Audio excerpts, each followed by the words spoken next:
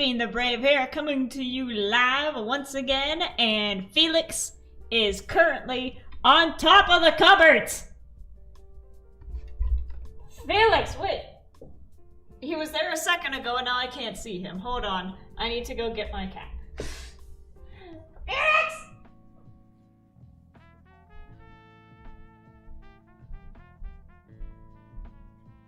There you are! Frosty, what are you doing? I put the onions up here so you couldn't get them!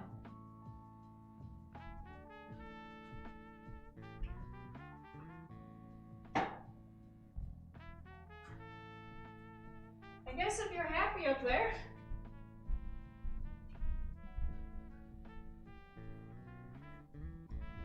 Yeah, he's on top of the kitchen cupboards.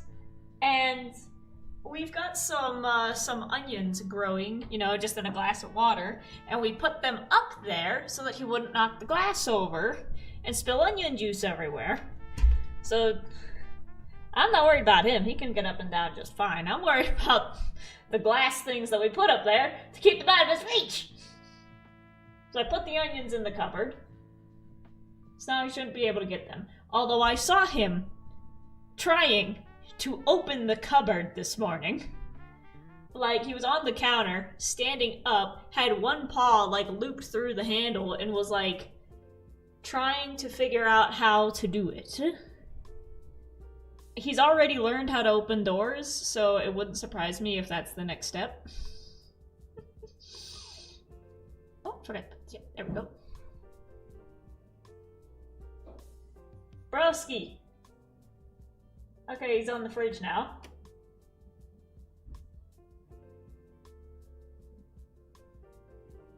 Yeah, you stay down. Stay on down. There you go. Anyways, hello. We've got an Anthony Talar in the chat saying, "Oh God, it's a real bean and not a post for touch." First stream, well, welcome to your first stream. Yes, I'm real. This is the person behind the drawings. welcome. And the person I'm yelling at in the background is my cat Felix. He'll probably show up in a little bit. Yeah, the rug's gone. We moved the rug too. It's just in the hallway. It's fine. I gotta close my little thing here so I don't get distracted by him. Oh Lord. Eat. But anyway, how you doing? How's it going? How you enjoying the story so far? Also, like I said, I love that I've finally joined the ranks of fanfictions being referred to by an acronym. I've joined the ranks of DDVAU. I am now Touch. But yes, what do you think? What do you think of the story so far? I'm so glad that so many people are enjoying it, because honestly, I started writing it like 2 years ago when I was just bored out of my mind at work and just pretending that I was on a ship swapping the deck instead of in a school mopping hallways. And I'm like, you know what, let's just combine that daydream with my current hyperfixation and make something really cool. And now it's turned into this.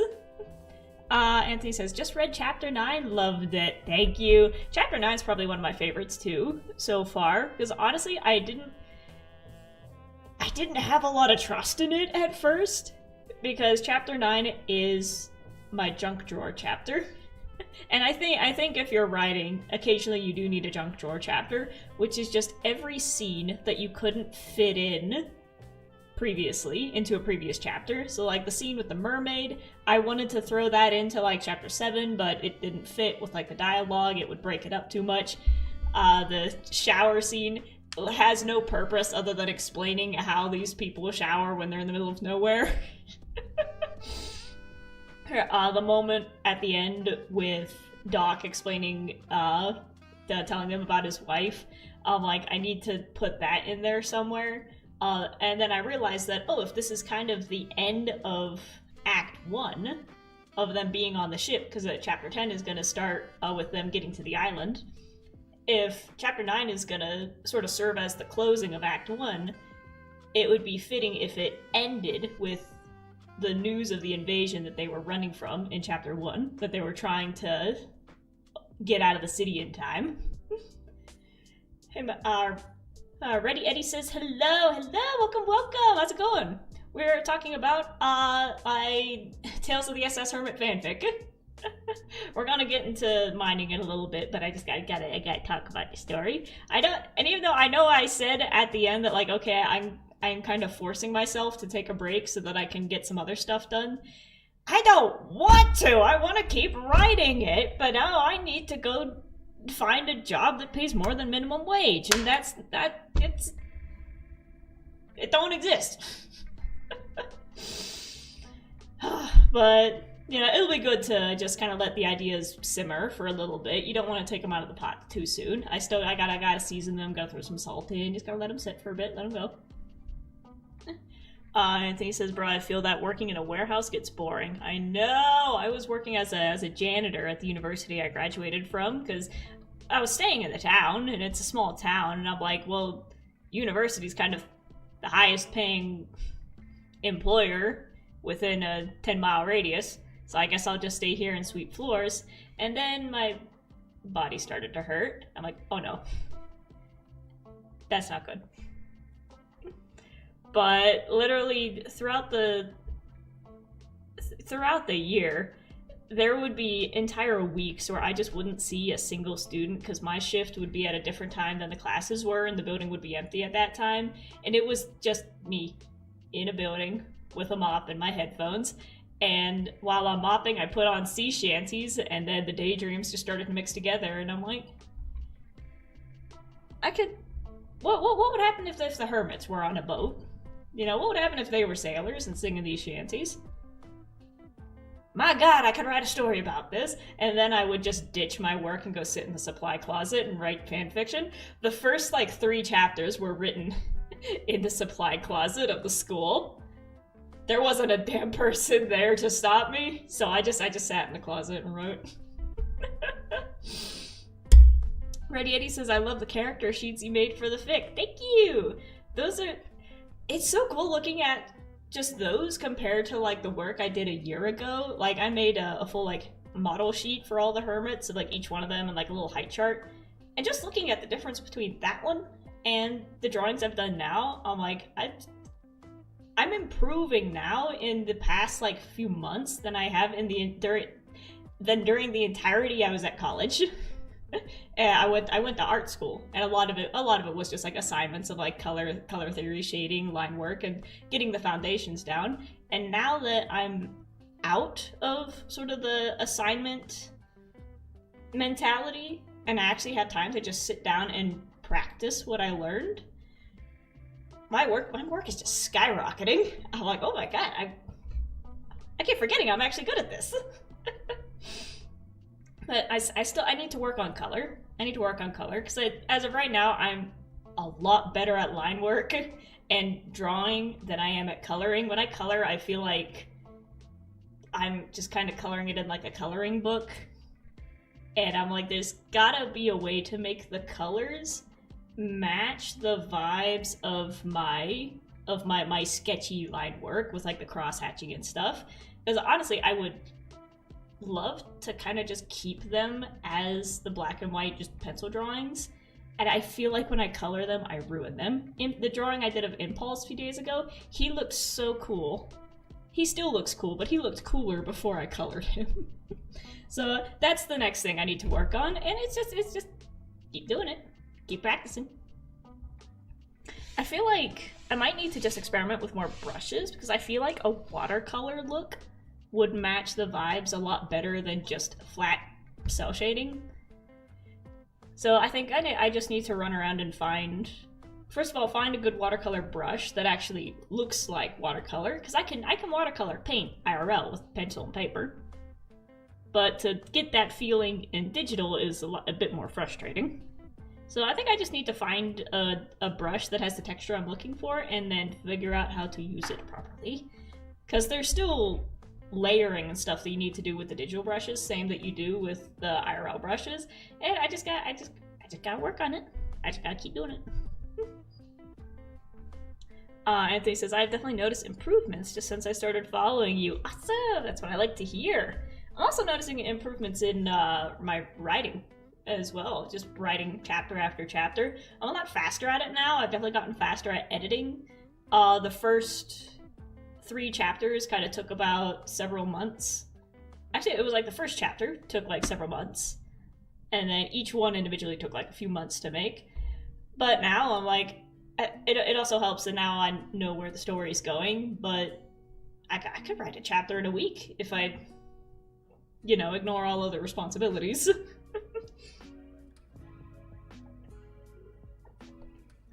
But I was just thinking today of how I'm going to move forward with book 2. So book 1, I kind of pretty much have the story laid out. Story book 1 is going to follow pretty much season 5,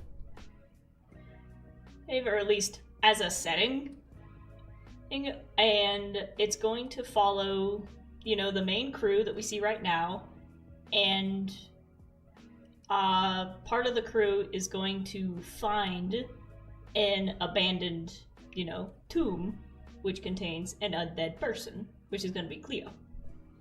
And them figuring out how to revive Cleo is going to be a big part of the plot for this book. And then the other part of it is going to be, just Mumbo, going from scared kid to scared adult. And sort of that father-son bond between him and Doc. And Doc, learning how to, be nice and how to be a teacher. Anthony says, now to pull a Game of Thrones and go watch through all of season 5. I actually haven't seen a single thing from season 5. I've only heard through the grapevine of what happened during there. I think the story's gonna end with them discovering the Vexes and Cub kind of finally figuring out what he wants to do in terms of harnessing that magic, and it's gonna end with like him and Scar being like, you know what, we could use this. And then from there, it'll just, go into the videos that they did and follow the storyline that they did. Because that is the challenge, because I don't want to, like, get rid of sections of, like, the storylines that they did. But a lot of times in the story, I am trying to follow at least as closely as possible to what actually happened. Sometimes I'll get to a part and I'm like, well, they already wrote the story for this scene, so the most I could do is rewrite it, and I don't really want to do that. So I'll just say, you, the audience, you know what happened. These guys already told you what happened in this section. And you know what happened with Convex. I don't need to retell that. But what I can do is fill in the blanks of what happened before then. So it is weird of like trying to combine the storylines that they made and that they already wrote and acted out. They didn't write it, but recorded, made it. And the storylines that I'm coming up with, and just trying to figure out how to balance them with each other, how to make them go at the same time. But yeah, I was thinking of how to sort of smush together the other seasons, because if I made a book for every season, that would be really long, and I'm like, I've only got like 3 like major plot point things that I want to happen in terms of like big climactic things. So to make a book for every season would be really long. I'd probably get bored, and I kind of want to just get to the exciting stuff. So I think I'm going to smash 6 and 7 together. So we're gonna start with like how they started in season 6, but from there, it's gonna go into the mayoral race and the grass versus mycelium. Anthony says, been noticing the little character hints, especially in chapter 9. Yes. So, like I said, for book 1, the one that we're in right now, Grian is not going to appear. Grian isn't here. Grian, Gem, Pearl, all the others, Jewel, Skiz, they're not here yet. You won't see them. Grian is a watcher right now. He's the stars above them. But they're aware of the watchers. They're aware of the legends. and of what could potentially happen when a mystical being appears. They're aware of them. But I think if Green were to appear now, Mumbo would not be ready. He would scream and cry and would run away. He would not be ready to take in Green as a friend. He'd be too scared of him. So Mumbo needs to grow up through chapter 1, or through book 1, and then that will prepare him for meeting a god. Understandable, yeah. I do want to make character sheets though for all the characters, even if they're not going to appear yet. And so I think once I finish like the main cast that we see on the boat right now, I'm gonna go through and make, you know, because Hypno's gonna appear chapter 6 as like Etho's apprentice. This is what I was just thinking of this morning, is how to introduce Gem and Pearl, because they don't show up until season 8. But I think story-wise, season 8, I'm like, I kind of just want to go into it, because season 8 got cut short by an event. And I kind of want to focus on what happens after the event more than the build-up. So I was thinking Gem and Pearl are going to get introduced in book 2 and join them for season 6 and 7. I was thinking you were gonna let Gem happen early with the mermaid grabbing the paddles. I said the mermaid isn't a character that we know yet. Some people were like, "Oh, it's Lizzie," and I'm like, "No, it's not Lizzie. It's just a mermaid. She was just there to remind you that you're in a fantasy setting with big, strange, magical creatures who could kill you. It's like she's just there. We're not gonna see her again. We might pass by her again. With the Deerkin Island, no, Gem's not there either." So my idea was,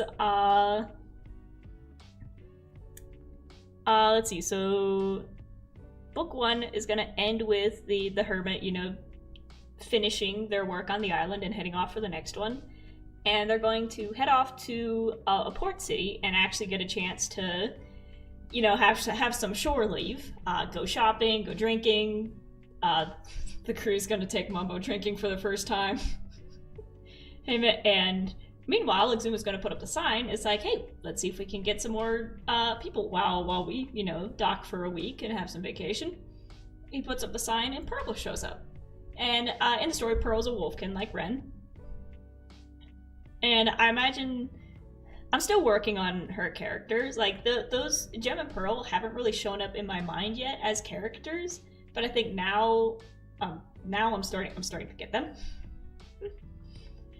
And so I think Pearl's going to show up and kind of just answer the job board in the same position that a lot of the other hermits were, where she's like, I'm looking for a job. I'm looking for something more exciting than living in the city. You know, my family, we had a lot of sailors in my family. I've always heard the tales and wanted to go, but never could because, you know, ships don't hire women. Do you have a space for me? And Exuma would be like, yes, come on in. And the thing with Pearl is that she's kind of a jack of all trades, where she can do redstone, she can fight, she can build, she can terraform, she can farm. So I kind of want to explore that, where she's, you know, in her 20s trying to figure out what to do with her life, and she's like, why not go on an adventure and try everything? And like I said, I need to work with her a bit more to, like, you know, flesh out the character a bit. But for Gem's gonna be hiding on board as a stowaway. So I imagine Gem is probably, I'm gonna make her like 16 to introduce her. And she's probably been like, you know, little scamp living on the streets. And she sees a ship and she's like, ooh, I can get out of here. And she tries to hide on the ship while everyone else is away. But XB opted to stay behind because he doesn't want to set foot in the city. It disgusts him and he doesn't want to be around people in the slightest. So XB's on the ship and his, you know, hunting instincts are picking up on a noise down below. And he comes in and he finds this kid, you know, stealing their apples. And he goes to, like, grab her and be like, hey, what are you doing? She pulls a knife. And he's like, oh, that's cute. And we get a moment of like XV being the first one to introduce us to Jem, and he's like, are you trying to hide from someone, or are you just looking for food, or we can help you either way, just, you know, stop trying to stab me. And turns out, like I said, she's been on the streets and is looking to just get out of the city and head somewhere else, away from like the truant officers who are probably gonna try to grab her and throw in an orphanage. And that's sort of the introduction that I have in mind now. So Pearl's gonna come in, she's gonna be like in her 20s, Jem's gonna come in as like 16-year-old, and the two of them are gonna get roomed together and become like a older sister, younger sister to each other as they both figure out, you know, what they want to do with their life. And so sort of have that group of like how Mumba, Scar, False, Cub, and the rest are kind of all the new recruits who kind of stick together. I think it would be nice if Pearl, Jem, and then Grian, when he shows up, kind of have the bond of like being the new kids together. And the three of them, people point out all the time that between Jem, Pearl, and Grian, those three act like siblings anytime they interact. Even looking at Jem and Grian IRL, they could very easily pass for brother and sister. So I think I also want to explore like them sort of becoming siblings, you know, that found family thing happening as they're the new ones on the island and trying to figure out how to live life. And of course Green's kind of on the same path as them, you know, figuring out what to do with his life now that he exists as a real person. And then from there, I'm still trying to plot out what happens. Because I have a lot of moments, and I just need to, you know, pin them on the board and, like, figure out the order that the moments happen in. Because then something happens, I'm not telling you. And then something else is gonna happen, I'm not telling you. And then it wouldn't be a halfway point, it'd be kind of a quarter way.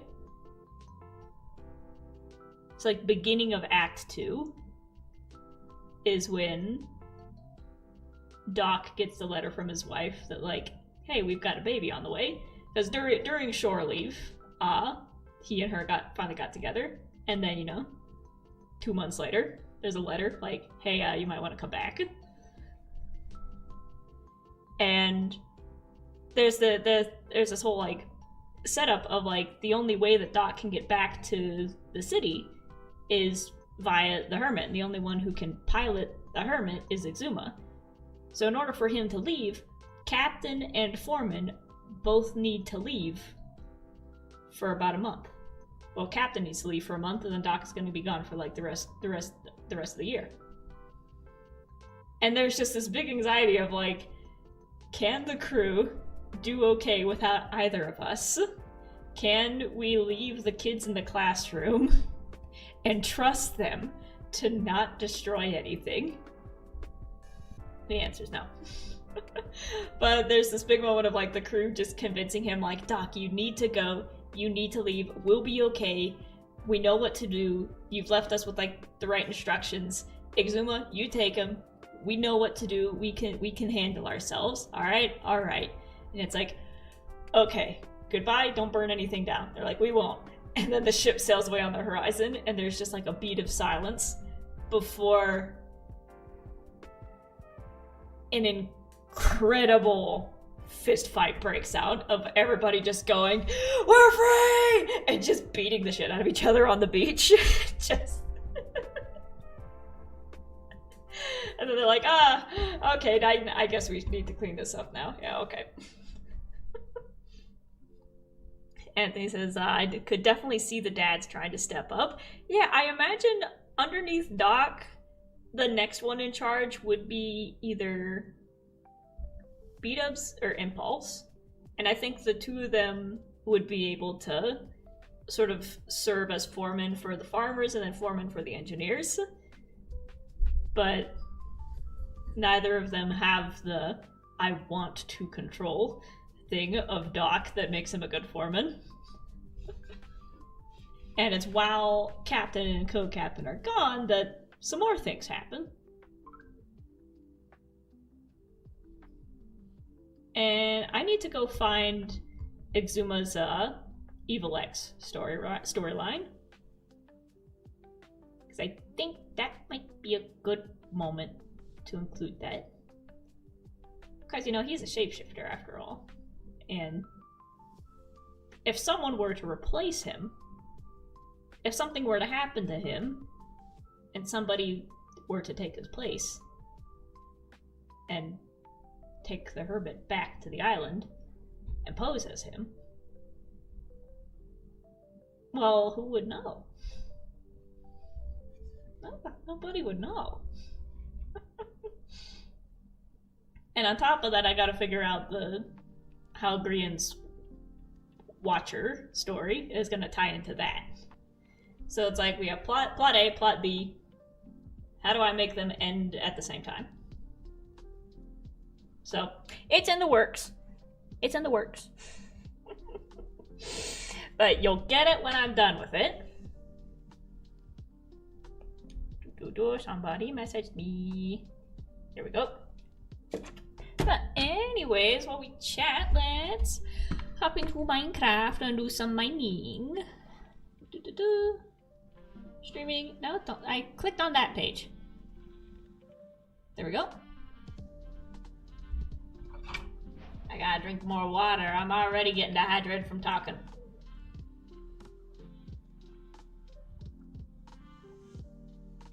Where am I? Oh, I forgot I landed on a mountain. Let's see, who is on? We've got Grim and James. And neither of them are sleeping. So I guess I have to. There we go. So this is the server that I'm a part of right now, called Stonevania. And right now I'm preparing to make a western town. And, oh god, look at that. Why does my dog sound like a pig? Anyways, this is mine. The rock back here is mine. This is my big terraforming project. This over here, brand new, not mine. One of the other members, made a little organizational business, and they were like, hey, I will organize your chests and build you a little sorting area for a price. And I said, beautiful, do it. Pay you handsomely. And they just knocked that out of the park. So this was the work of Floral Oddity, Lint Fluffle, and Mossy. And look at this, we got little guys going. We got little guys in here. But all three of those guys are incredible builders. I'm still a baby builder, figuring out how to put walls on a roof together. I'm much better at terraforming than I am at building structures. And I'm definitely going to be taking notes on how they put this together, because I do want to add some more stuff like this to the town. But that's a big reason why I want to build a town, is if I want to practice building, it'll be a lot more useful to build many small buildings than it'll be to build one mega build. I'll learn a lot more by making multiple. And yeah, it's just like we were talking about with the drawings. Is the only way to get better is to just keep doing it. And just keep doing it and keep experimenting and keep practicing. And keep taking notes from the people around you. So let's see.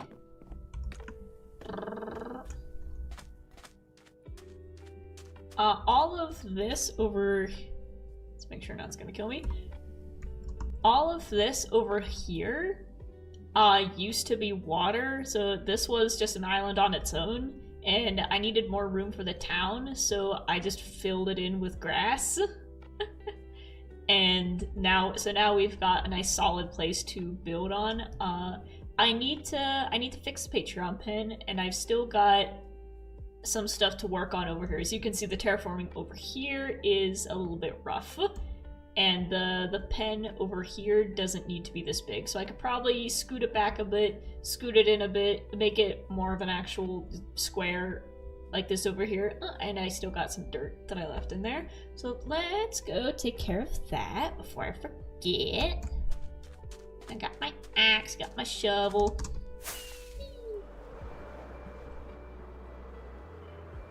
And for the ground, I was trying to make it... I was trying to make it look, you know, rough and dirty and sandy like a western town, but I've got so much grass to work with, and the only way to sort of get it to be solid dirt is to sort of circle a space of dirt with coarse dirt, and I don't have enough gravel to make a lot of coarse dirt. So I think as I go and gather more materials, I'll probably just keep adjusting it as we go. But let's take this down. This is my little blockade to keep the horses in while I fix the fence.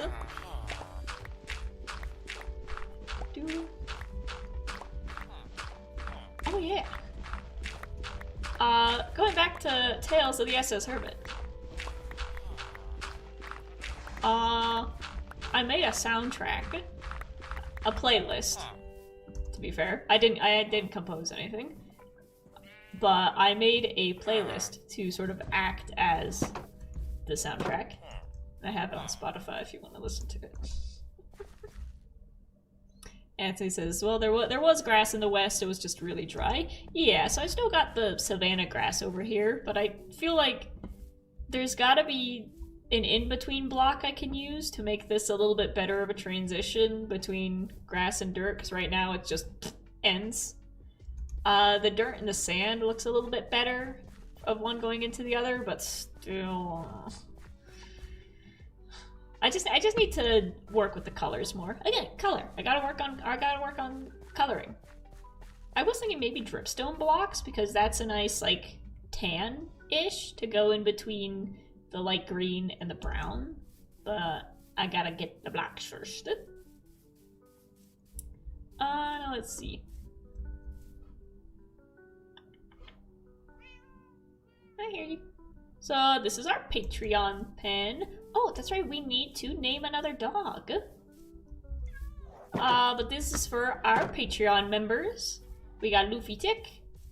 You don't have a name yet. We got Bored Ouija. I think this guy over here is Ninja Stars. We got a horse, we got bees, we got a sheep in here somewhere.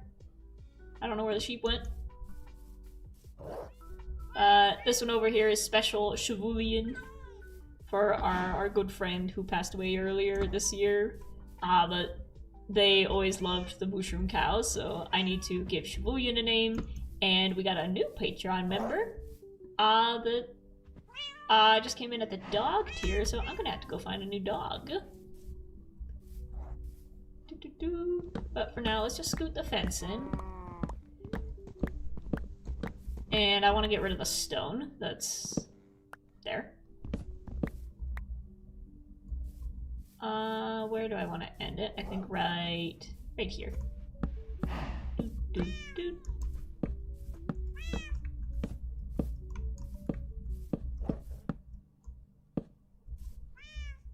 And I'm gonna take these.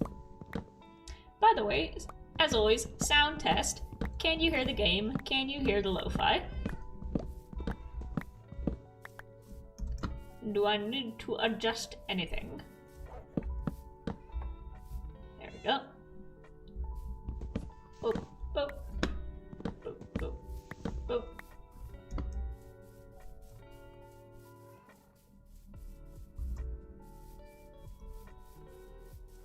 I swear, for the past, like, 3 streams, I've had, like, audio issues of just audio completely not being there.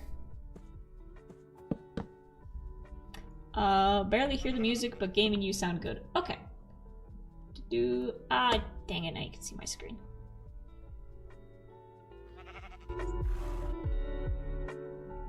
Turn that up a bit. And there we go. Ta-da! I think I'll get rid of this fence and have this be the edge, so it lines up with that one. Doot, doot, doot. Hello, Sandoria.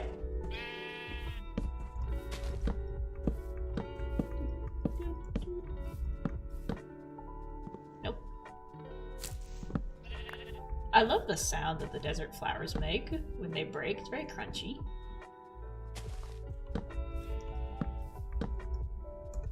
There you go. So now I need to go find a lead so I can pull you guys over. I don't think you're gonna walk over here on your own. Where's the lead? Come on.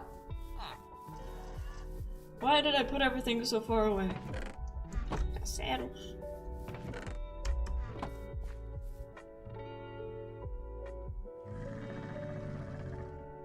Do I not have leads? Is this mine? That is mine. Sometimes people leave me gifts in the middle of nowhere. Mr. Camel, I might have to borrow this. Oh wait, sorry, you're not Camel, you're a weird horse. And then I'll tie you back up afterwards. So we just gotta pull these guys to the other side so they don't get stuck. Okay, so you're already here. I'm gonna just push you over a bit, Sandorian. Boop. Boop. And I'm gonna take you, Mr. Buck Rogers, and come on this way.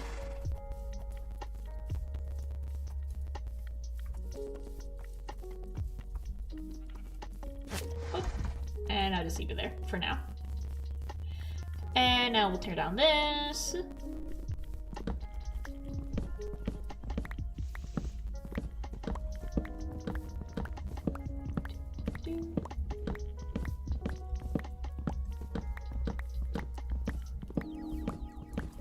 Yeah, like I said, it sucks that I gotta, you know, focus on some IRL stuff. Because I just really want to keep writing SOS Hermit. I just want to keep working on it, man. I've got ideas for animatics and stuff to go with the chapters, which honestly came long before the chapters existed. A lot of scenes are built around ideas for animatics that I had. So like the whole Grian being able to transform into sort of a werewolf type watcher, it came entirely from the List of Fears video. And I was like, oh, I could actually use that in the story.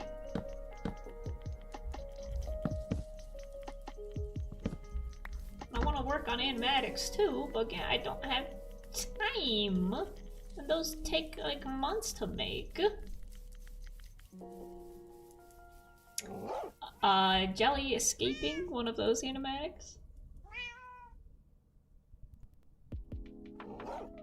Have I drawn Jelly yet?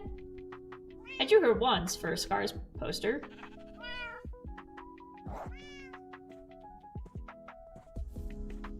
Oh, making an animatic of the moment of Jelly escaping. Hang on, more big stuff. I have an idea to make what would almost be like a trailer for Tales of the SS Hermit. Using... Hold on! Speak of the devil! Look who's here! Hi, baby! Hi, baby! We got a jelly cat! Look at her! I don't have any fish, so she's just gonna wander around here for a bit. But hello, baby! We're just talking about you! Oh, let me go untie Buck Rogers. There you go. Give me that back. Bruh.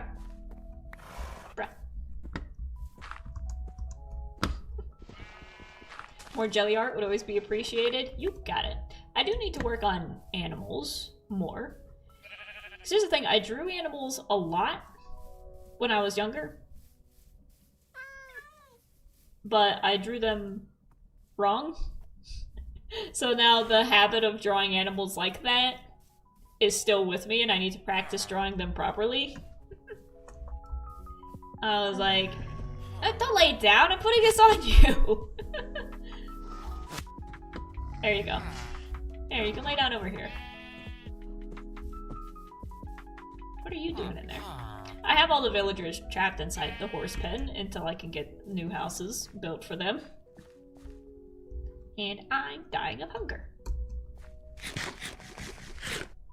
Let's go find where I put my pork chops. This was all hollow and leading into a cave earlier, and I just kind of covered it.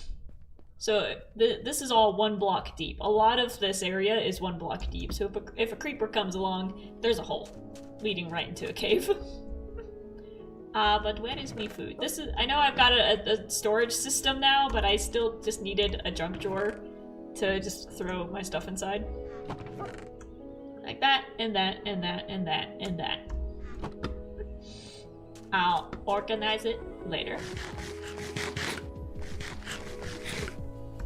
Yeah, I want to draw Jelly more, especially as a panther. Anytime I draw her as a panther, I think of Lion in Steven Universe, of just like tiny Steven and big lion next to each other. And I imagine she kind of acts a bit like Lion too, where for episodes she'll just wander off and do her own thing, but then she'll come back when, you know, the story needs her. Surprise! I'm sure somebody's made like a comic or drawing of this, but Jelly versus Grian, the man made of feathers. If you've been around cats and you show them a feather, they're gonna rip that thing to pieces. So I want to have a moment of Jelly like laying eyes on Grian for the first time and being like, oh, a toy? For me? Spit him out! Spit him out! You don't know where he's been! Let's get rid of these. Just as a gag, you could keep the animals blocky with their Minecraft designs.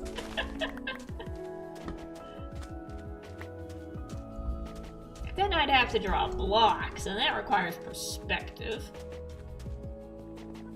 Not to say it. I'm good at perspective. I'm better at perspective than I am at drawing animals. And any chance I get to show off that I know perspective, I'll take it. Just why I hear a lot of animatic artists being like, oh, I don't want to draw backgrounds. Backgrounds are the bane of my existence. And now I'm like, let me illustrate an entire background for every single camera shot. Like, I love just flexing that little muscle of mine of like, I know how to draw perspective, especially if you're doing like a Minecraft scene. You can draw that easily. You can, if you're trying to draw a scene from Minecraft, you can build the scene that you want. You can screenshot it and you can trace it. And that's also a good way to learn perspective, because everything in this world is made of straight lines. So like right here to the horizon, this little nub in the middle of the screen, that's your horizon line. There's your horizon line right there. Every single line on screen is now pointing to that nub. So, and same thing, if I look over here, my horizon line is now up there, and every line is pointing that way.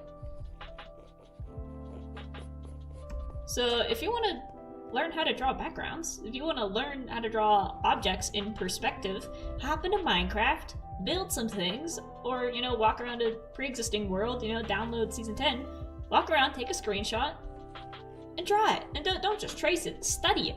Study it. And like I said, because everything is made out of blocks, it's easy to break down how lines get smaller as they go towards the horizon, and how things, you know, sit on planes and in space.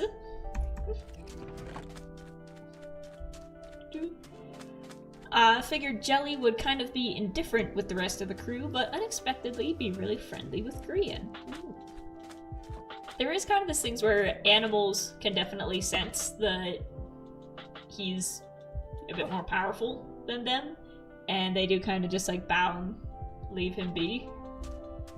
They recognize him as the alpha animal, which is kind of funny because he is just like a 3-foot tall runt of a bird. But she definitely tried to play with his tail. and he'd probably have to like give her a look with the purple eyes, and she'd just like lay down.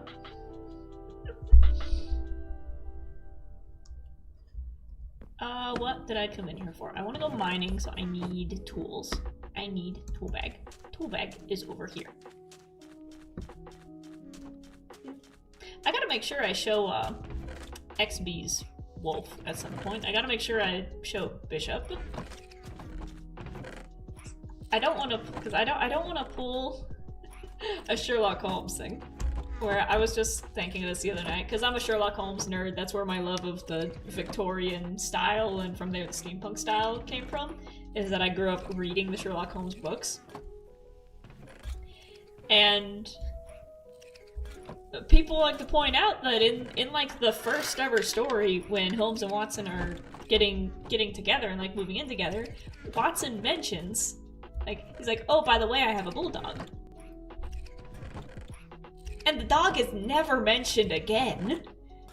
It's never illustrated, it's never there, he never talks about it or refers to it. He just says for one line, by the way, I have a bulldog, and the dog just disappears. Never to be seen or heard from again. And I don't want to pull that with XB's wolf. Because I made a point for him to say, I have a wolf, him and Jelly should meet. They should get together and have a play date. And I need to make sure that I remember that so that I introduce the wolf. And not just leave him below deck. Let's see, I need to fix my pickaxe. I have... no, I broke my anvil. I'll just make a new one then. It's efficiency 5. That one's efficiency 4. If I smash these together, I guess I have enough to make an anvil. I guess I'll do that. How is it? It's like this, and then like that. I remembered something. Oh, and let's see, can I smush these together? Too expensive! Ah. Alright, well, yeah. I'll just make a new one. Oh, put it back with the tools. Put it back with the tools. I don't need shovel anymore. Server will restart! Oh no, let's try to get ready before it restarts, and then when it kicks back on. Okay, I have the diamonds. You there, you have a stick. Can I have it? Thank you.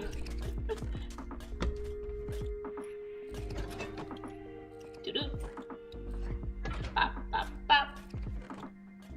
Just 1, and we'll make 2.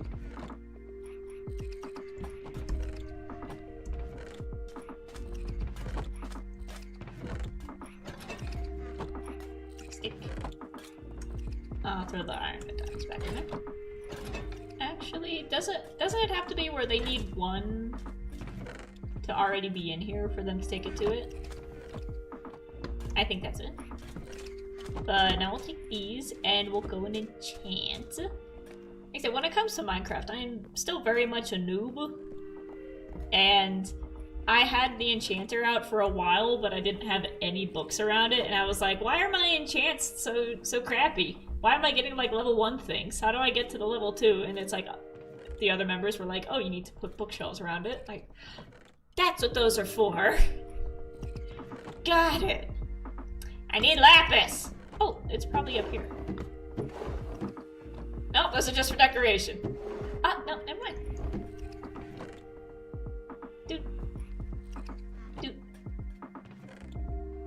I don't have enough levels to do it. But that would be efficiency 1, efficiency 2, and fortune 3. Okay, will this be the same one? Fortune 3, efficiency 2, efficiency 1. Okay, so not good. I'm still not entirely sure how this works, but if I go mining for a bit, I can come back with some levels. I can put these, I can enchant these. Boop. Luffy Tick says a bean stream live. Yay! Yes! I just made some adjustments to the Patreon pin if you want to go take a look at your cats while we're on the way to our mining hole. Cave. That's the word. Here we go. And like I said, we need to go find a new dog for a new Patreon member. But there you are, Luffy. There you are. Do I have armor on? I don't have a hat. I should probably go get a chest plate. This is me when I try to leave the house for anything. It's like, I forgot my keys. No, forgot my wallet. Okay, I put the wallet down and I picked up my keys. Now I need to go back in and pick up my wallet. Put the wallet down again, forgot to pick up the keys again. Okay, and it's just on and on and on. I need a chest plate.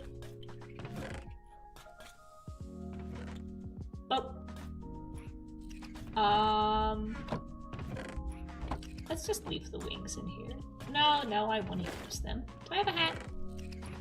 I don't have a hat, but I'm taking a shield with me this time. I learned my lesson. Oh, by the way, do you like my little copper core outfit? Luffy says, I was amused by how much trouble the kitty named after me gave you. Yes, she was a little stinker. She was a little stinker, that's what she was. Do I have a sword? I do not have a sword. I got one of these. But I don't know how useful that'll be underground. And I realized once I have more levels, I can smash a bunch of these together to make the ultimate fishing rod.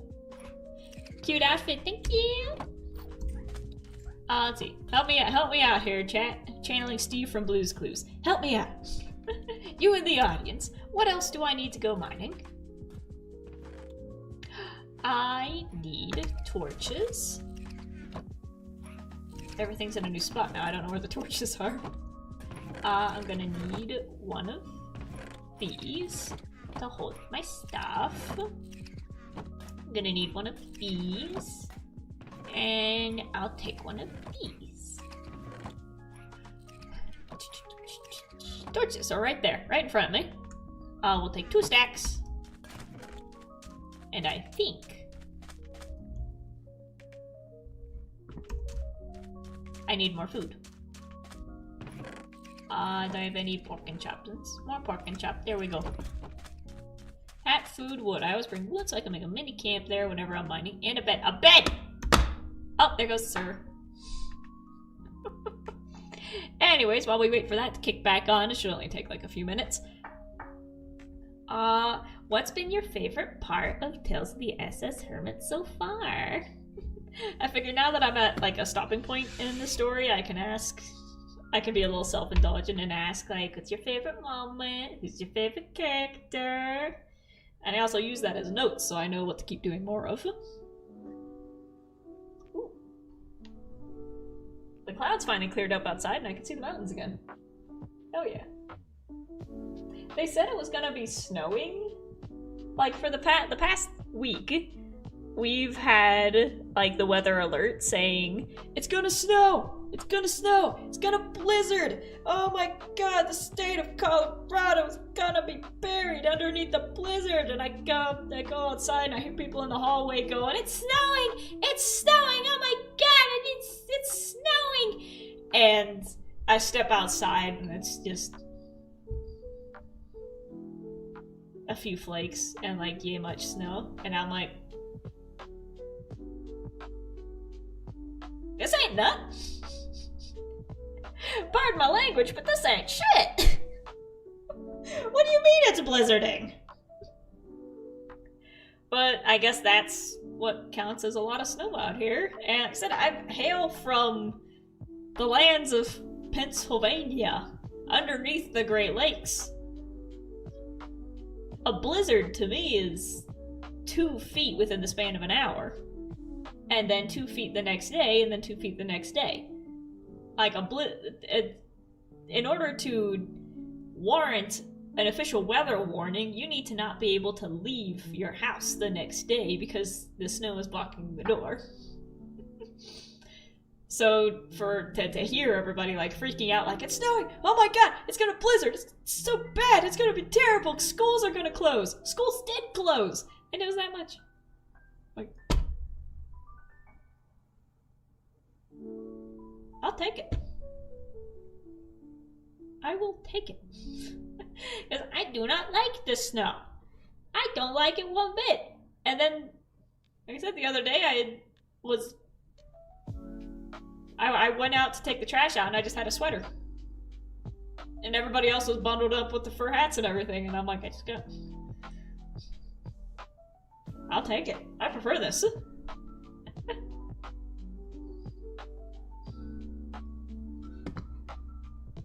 Oh. See, Luffy says, the reverse happened to my sister when she moved from Arizona to California. She was used to temps in the hundreds. She moved to California and laughed at the news anchors talking about how hot it was when it was in the 80s. And California 80s is normal. Like, come on. Eventually I'd like to end up in California, because I would like to have no snow whatsoever in my life. Like, right now, even though we've got a little bit, I'd rather there be zero. Oh, but, you know, someday I'll make it to the West Coast. Anthony says, the parts with Ren trying and failing to riz people always manage to get a laugh out of me. Yes. He is 100% the bard of the group. As soon as they realize that there's a dragon in the end, he's gonna roll to seduce.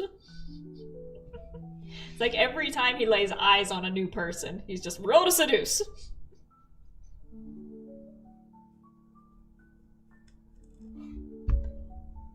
Luffy says, remember the places that don't get a lot of snow don't have the infrastructure to deal with snow, so just a little bit can make a big difference. Yeah, I know. That wasn't the other weird thing about it snowing here is, like I said, when we only got like yay much, the roads were awful. It was like, it went on for hours to build up to like 2 inches, and I'm at work looking out the window like, why is the parking lot still white? Where are the trucks? Where are the snow plows? Where's the salt? And I was looking at my manager and I'm like, do we need to put salt down outside? And she's like, no, someone else does that. When? Tomorrow morning. It's icy right now. What do you mean tomorrow morning? You can't wait till tomorrow morning. Truck needs to be on the road now. And it took, like I said, it took like several hours of snow before I saw a singular snowplow. So that is the difference. But the thing is, we're in Colorado. It does snow, just not a lot, but it does happen. So I'm like, where's the trucks? Come on. I almost slid into a curb because I went to pull into work and I turned the wheel and my car kept going straight. Yeah, no infrastructure. It's like, come on, man. Let's see. I think it's turned on right now. There we go. Sorry, I gotta keep itching my eye. Hello again. Wrong button. There we go. But like I said, eventually I'd like to end up in a place with no snow whatsoever. Do I still have a construction bed out here somewhere? I think I put it away. You hear that dog? He sounds like a pig. There we go. Where did I put me bed? Oh, I got some copper I can cook while I'm gone. Bed. No bed. No bed? No bed? I had a bed that I put out here. In here. In here. Where'd it go? I didn't leave it out there. Unless I did. Huh. Oh, I probably threw it in the junk drawer. I put it in the junk drawer, and there's no other bed. Oh, I guess they did take it. So now where did you guys put it?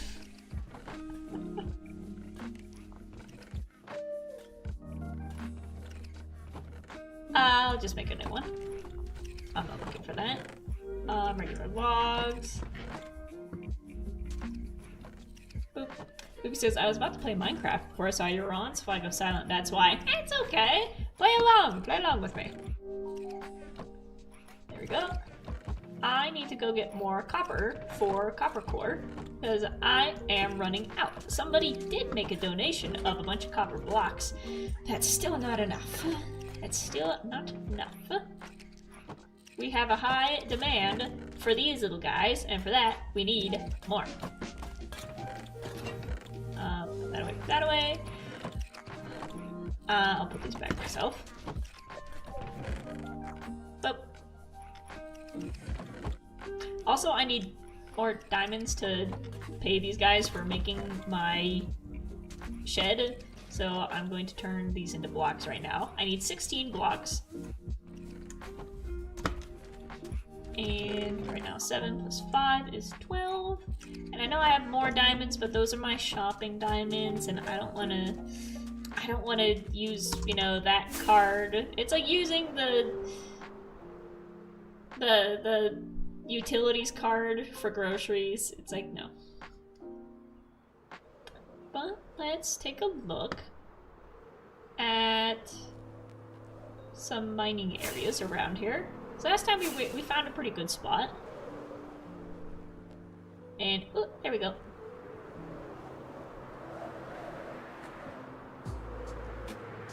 We've got that one. That one. Which, I think this is the one I was down before. Ow! Is it? Ouch. Nope, this one's new. This one's brand new. So let's set up camp down here. I see we got a bunch of copper and coal already. I didn't put them away. Dang it. My eyes still itchy. Ah. So let's go. Boop. Boop. Boop. And boop. Oh, there we go. I'll put you guys in here. Put that in there. Put that in there. And now to remove wings. Put them away. There. And chest. And I got the invisible armor thing on so that you can still see my costume. And now let's just walk around and find some copper and some iron and some coal.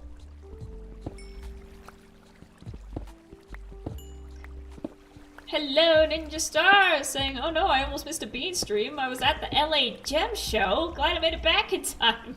Cool, I just started. We've only just begun to mine. So welcome, welcome. Good to see you. We are just doing some resource gathering for our store. And anything else we find along the way. If we can find diamonds, that'd be nice, because I have payment that I need to make for the folks who organized my storage system. The original price was 18 diamond blocks, but I talked them down to 16 blocks plus like 5 iron golem, copper golems.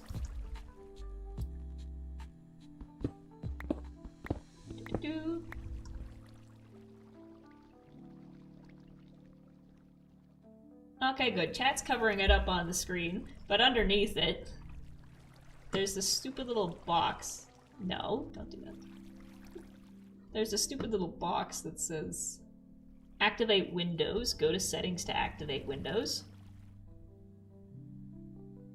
I don't know why that's there. But the good news is you can't see it, but I can, and it's going to bother me. I don't want to update to Windows 11. I like 10, and I've heard very bad things about 11. Heard that it crashes your computer, and my friend Hinata literally can't stream because Windows 11 crashed her OBS so bad that anytime she tries to record something, the whole thing just shuts down. So I don't want to touch Windows 11. and I don't like the fact that they're forcing the update on people.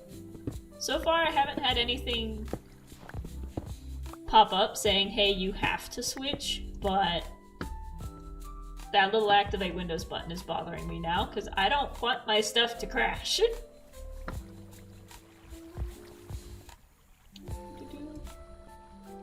I am perfectly happy with this as it is.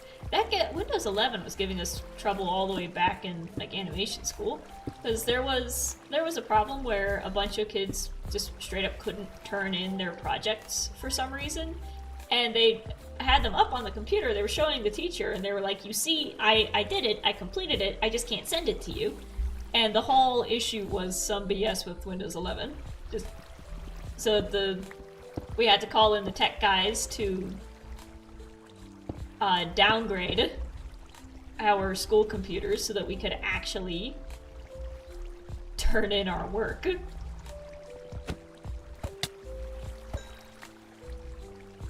Oh, oh, oh.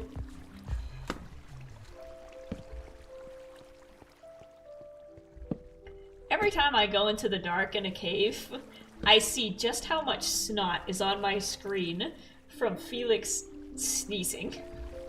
He's a very sneezy little boy, and there's a lot of things in the house that when the light hits it, you just see they're covered in snot. Little kitty cat snot.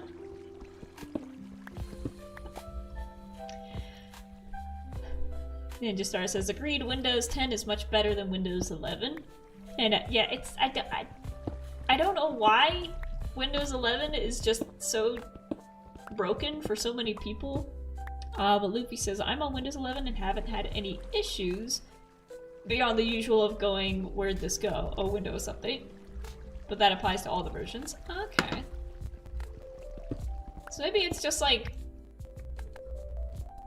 something specific in the computer that doesn't like Windows 11. Some people have it, some people don't. I don't know enough about them to know why. I just know that if your product is causing people's computers to crash, maybe you shouldn't send the product out. Maybe you should work on it a bit more before forcing people to update it. It's like the video game companies, you know, sending a game out while it's still full of bugs just because they wanted to hit the deadline instead of actually, you know, turning in something good. Connor Gardner says evil laughing starts.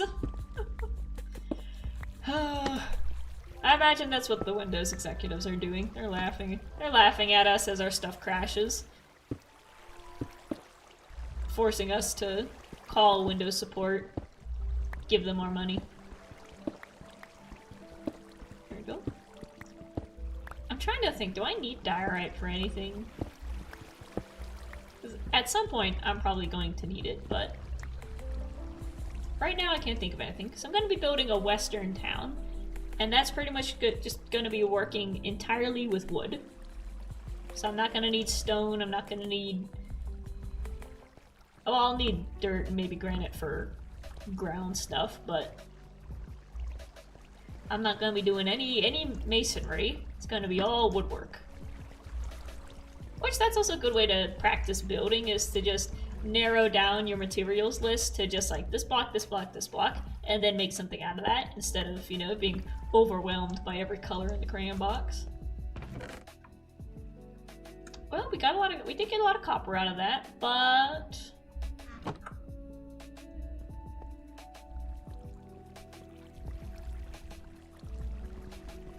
it doesn't go as deep as I thought. And there's water.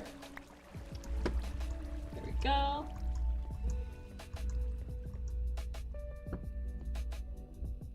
Luffy says, yeah, it's probably a compatibility issue. The various other programs have to be at the right versions to work with Windows 11.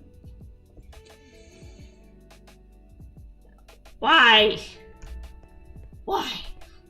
Oh, there's more cave over here. Connor says, so which category are you in? Are you a builder? Are you a miner? I'm a terraformer. Ouch. I fall off of cliffs, that's what I do. But I think I'm a lot more comfortable with terraforming.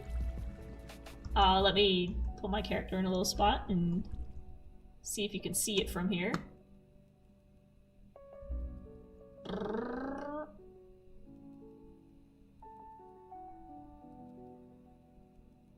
We're gonna fly all of... it's not loaded in yet.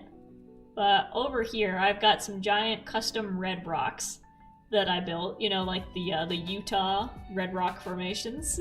I built a pair of giant ones back there, and then all of this I've been terraforming and flattening it out to get ready to build the town on. But that's just because I've had more experience with terraforming than building. I haven't really had the need to do a lot of building in the past. Because honestly, when I first opened up Minecraft, you know, all the way back in, you know, freshman college, watching Dream SMP and going, hey, this looks like fun, and opening it up, I would just hop into creative and just tear down mountains and build mountains and tear down mountains and build mountains. I just kept doing that, and I'm like, why would I want to build a house? I'm gonna tear down a mountain. Very good stress relief for, you know, tired college student. But I think the first big building thing I made was actually a set that I made, ouch, as reference for an animation project. So it called for like a big royal grand ballroom, and I wanted to make sure that I got every part of it, you know, correct in perspective. This is what I was talking about earlier, where you can build stuff in Minecraft and use that as a guide for drawing backgrounds, and it's a really good perspective guide and to keep things consistent. And for an animation project, I had to make a total of like 80 backgrounds for a film we were working on, and like I was on background duty, and so those were all my responsibility. I went into Minecraft and I built the castle and the ballroom, just completely in creative, and I had a little moment of like, this is more fun than drawing the backgrounds. I really like this and I'd like to keep doing it. So that was my first jump into building.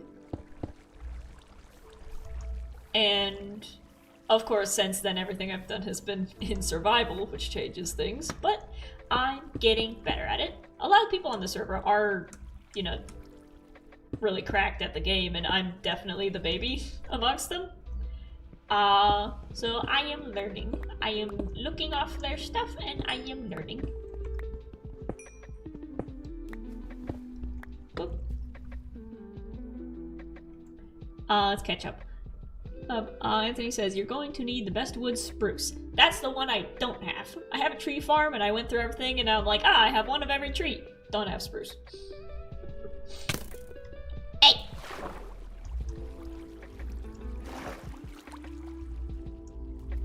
There you are. Come up here and fight me like a man. Or fall and die. There.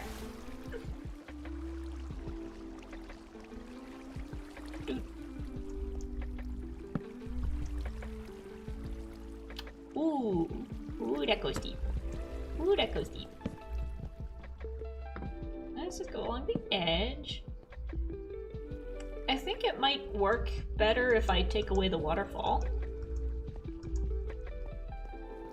Let me get rid of this.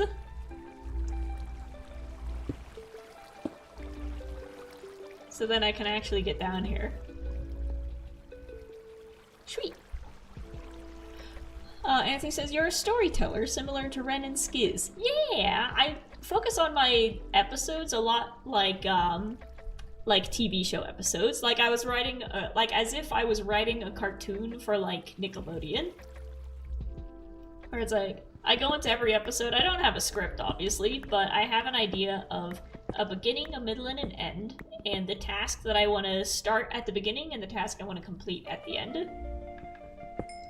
And then whatever funny thing happens after I press record gets added into it.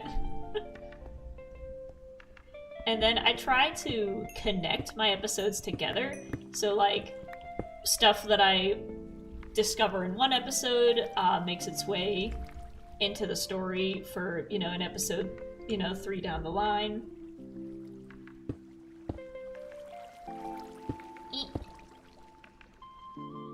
There we go.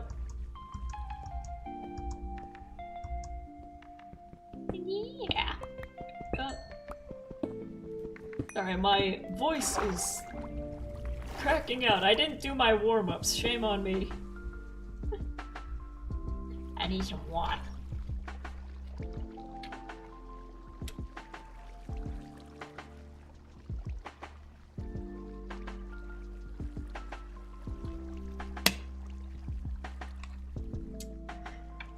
Let's see, Ninja Star says, but do we need more diamonds? I'd classify you as a terraforming builder, but you will do mining if you absolutely have to.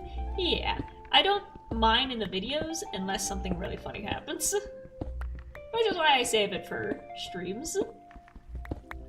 Because it's just so boring.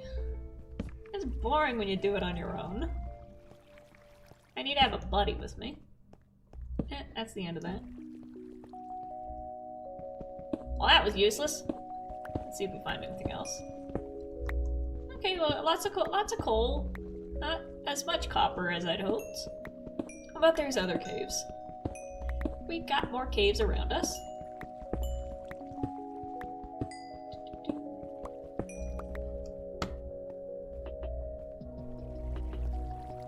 And like I said, I'm trying to think if I'll need stone for anything, because like I said, for the town, it's going to be made out of wood, so I don't know if I should be picking up anything else. I'll figure that out when I get to it. I think if I need a material other than wood, it won't be a lot. But even then, I'm surrounded by just so much stuff that if I need something, I could just go for a walk and go get it. Oh! I want that piece of coal. Let me be greedy. Give me that. There we go. Let's plug that back up.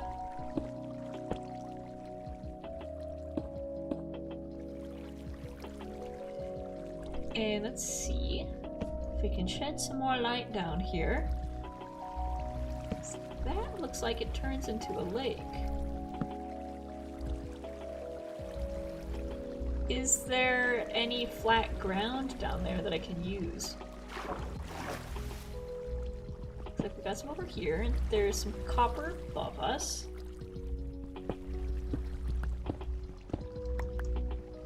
Maybe stone for the floors? Maybe, I think they're gonna be wood too. I think if I do use stone, it's gonna be granite, because that's a nice red-orange. So if I find some, I'll make sure to grab more. Boop.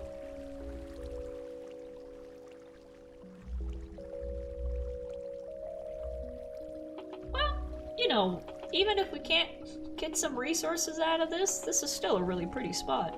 Look at that, nice natural ecosystem of glow squids. Oh, there's some more copper.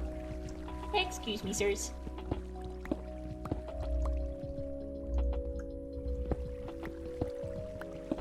Excuse me, just gonna take some copper. There we go. I feel like this music is very fitting for down here. Look at them. They're just chilling. I do have a stuffed glow squid. He's right down here, actually.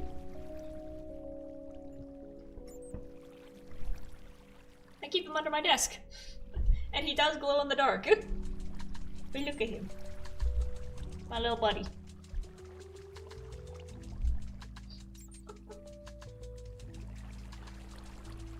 I do miss that when I was back in the other apartment and I had the desk behind me that I could set the stuffed animals on.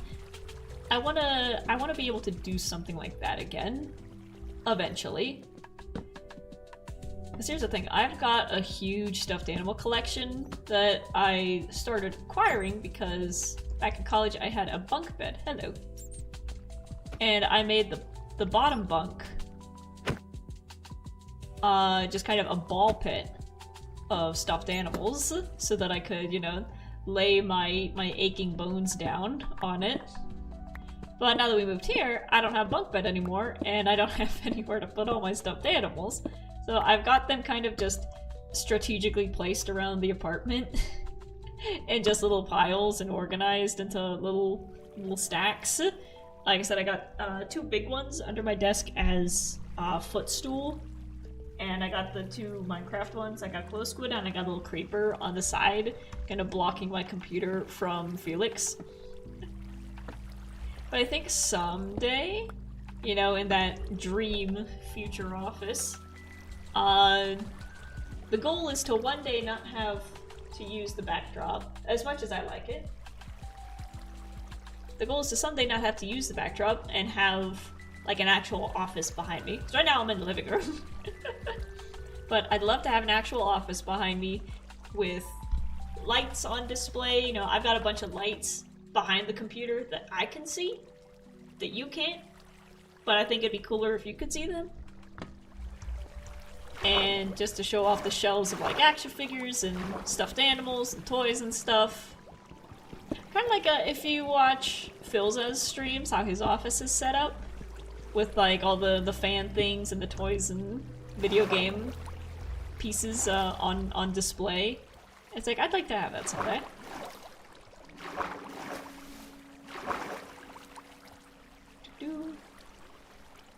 But we got a lot of grinding to do between now and then.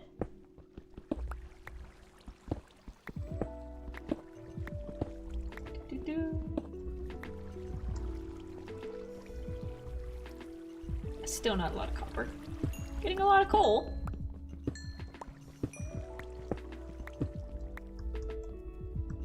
Is there anything up here? Or down here? Just the squids. I'll light it up. Oh, some iron. But I'm doing good on the iron. A lot of people have iron farms too, to the point where I could just ask and get more. But I'll dig it up anyways, because I'm greedy. It's my hobby. My hobby is being a penny pincher.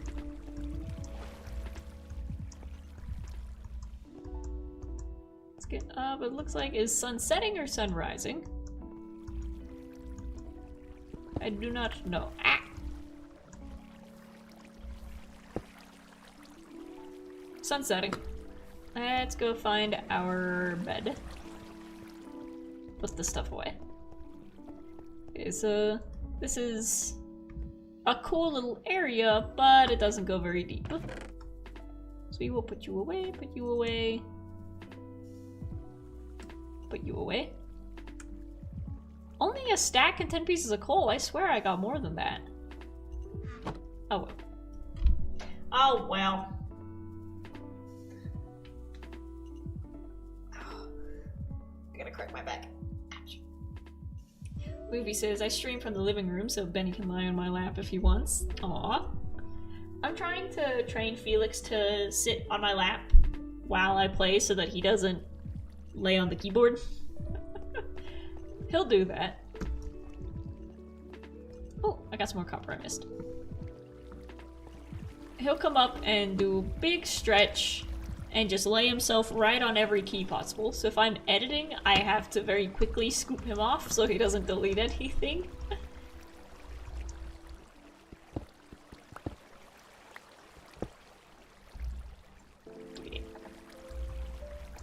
Ah, more water underneath. Or above. Eat.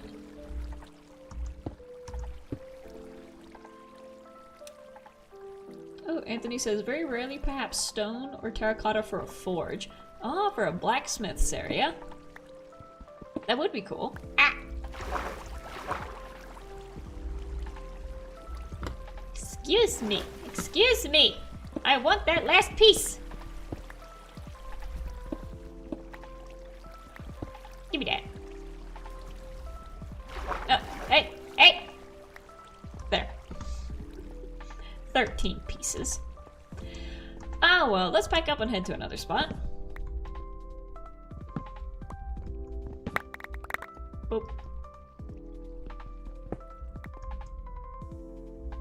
forgot the wings.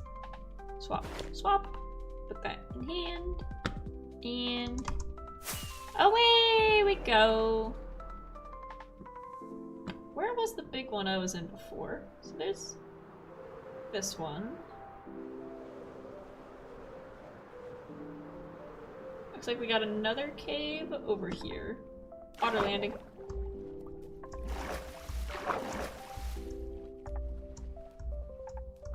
Let's see. I got my wings on, but that still scared me. Oh, looks like we got some good stuff down there. Ooh! Ooh, and a bunch of ugly monsters. Ew. Nasty. We don't like those guys. Let's find a safe spot. Oh, Lord. Let's put the bed down.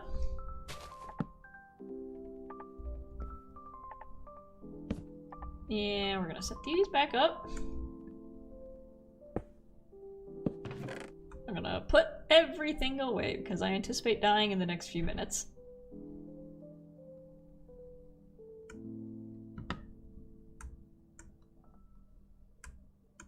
Hold on to that, put you away. Put these away.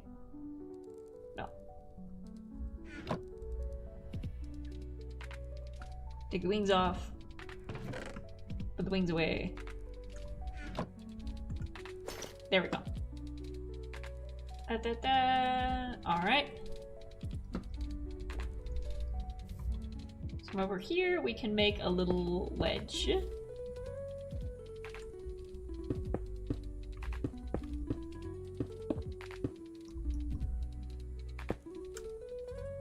There. And cover that up.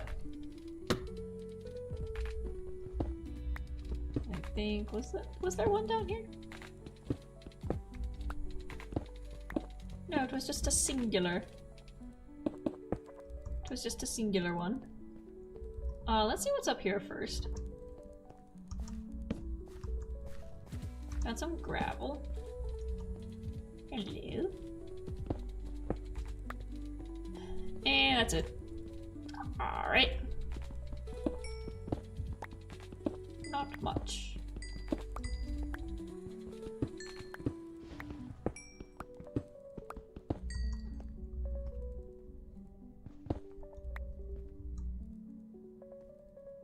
I thought I just heard a little bit of a witch laugh.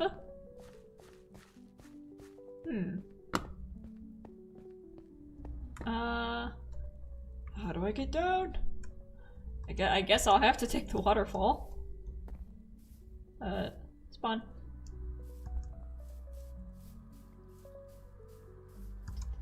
Let's... But I want to get down there.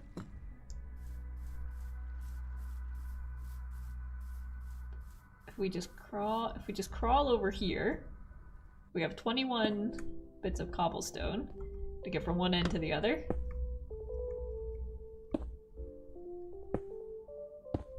Oh, look at him. Look at him.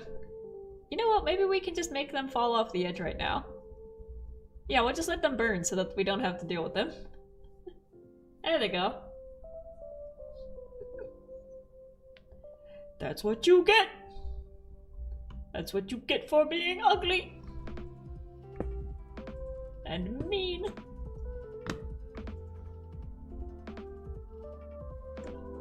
How do I get down? How do I get down? I guess from here I can jump.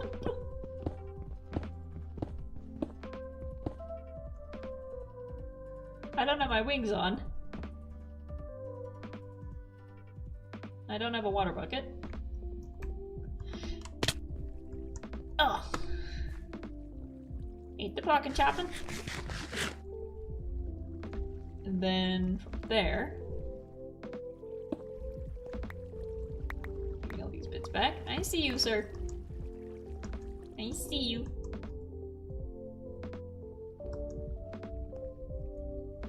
I think from here I can make a staircase up.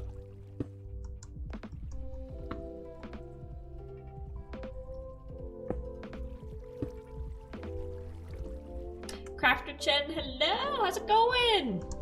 Welcome, welcome. We are doing some mining. And some crafting.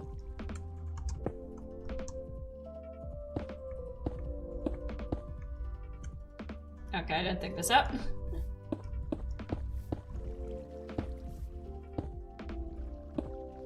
There we go. Now we have safe way up and down. Not exactly safe. This is not OSHA regulation at all. Ooh. Hello, creeper. I'm going to smack you. Oh yeah, that's right. I turned off mob sounds because they were getting annoying.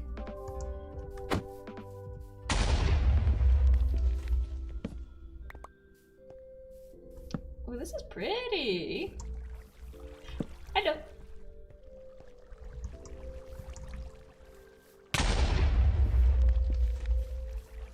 There we go. I love these little spots where the natural light comes in. Not a big fan of the skeletons. Time to scream and run.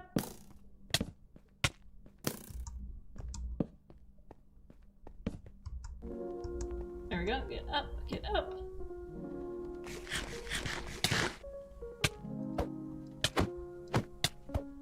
There we go. Now I got my axe. I really shouldn't have my food on the opposite end of the scroll bar. Like, that needs to be first. Oh. There. So you've got this lit up. Let's see if we can take care of this guy. Come here, you!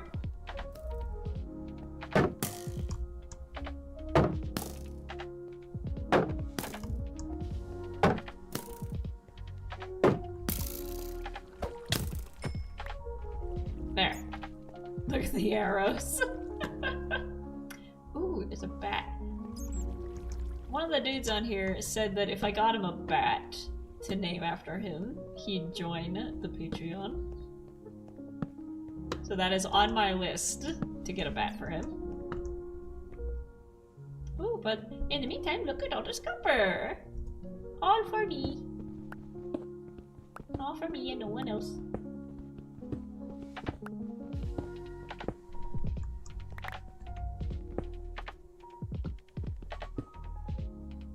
Here, we got some below us.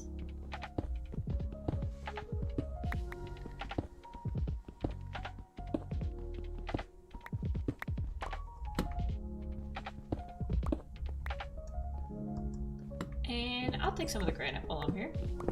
Because I have no idea how much I have, but I'm sure it's not a lot. But we'll probably need that. Also, I want to see how it looks in the ground when I do the texturing. Because I still have a lot of work to do on the ground itself. Hi, James.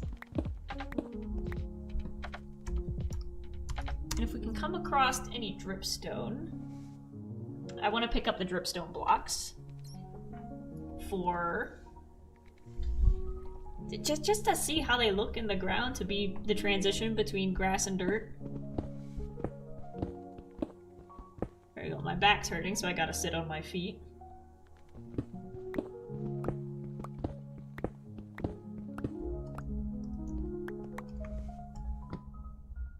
Let's get a full stack.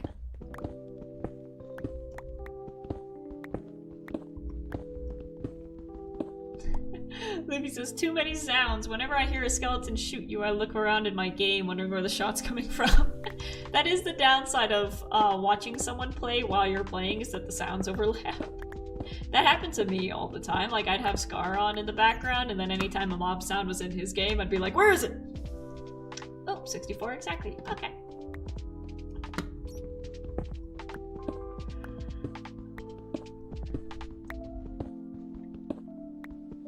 Speaking of Scar, that's just ADHD pinged around in my brain. I'm still in the process of trying to get a wheelchair for myself.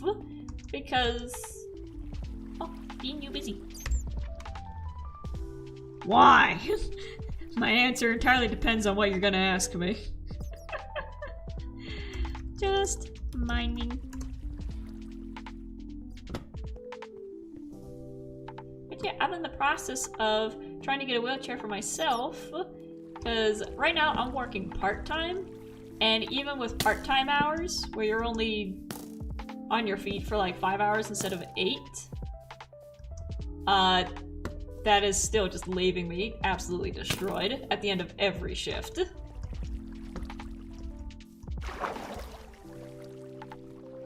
So I've been trying to get the insurance company to listen. My doctor's been trying to get the insurance company to listen, but they're just straight up ghosting us.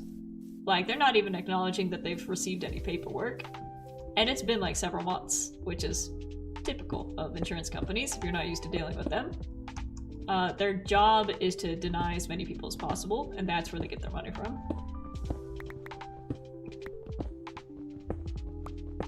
So I was like, screw this. I'm going to go buy one myself. I am not in a position financially to buy anything right now more expensive than like $10, and wheelchairs run for about like $2,000. But at this point, the desperation is kicking in, and I'm like, I need one more than I need that $2,000 in my bank. But James said that he needed someone to kill him a few hundred times.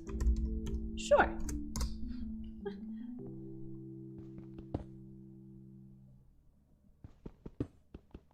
Let's knock some of these down.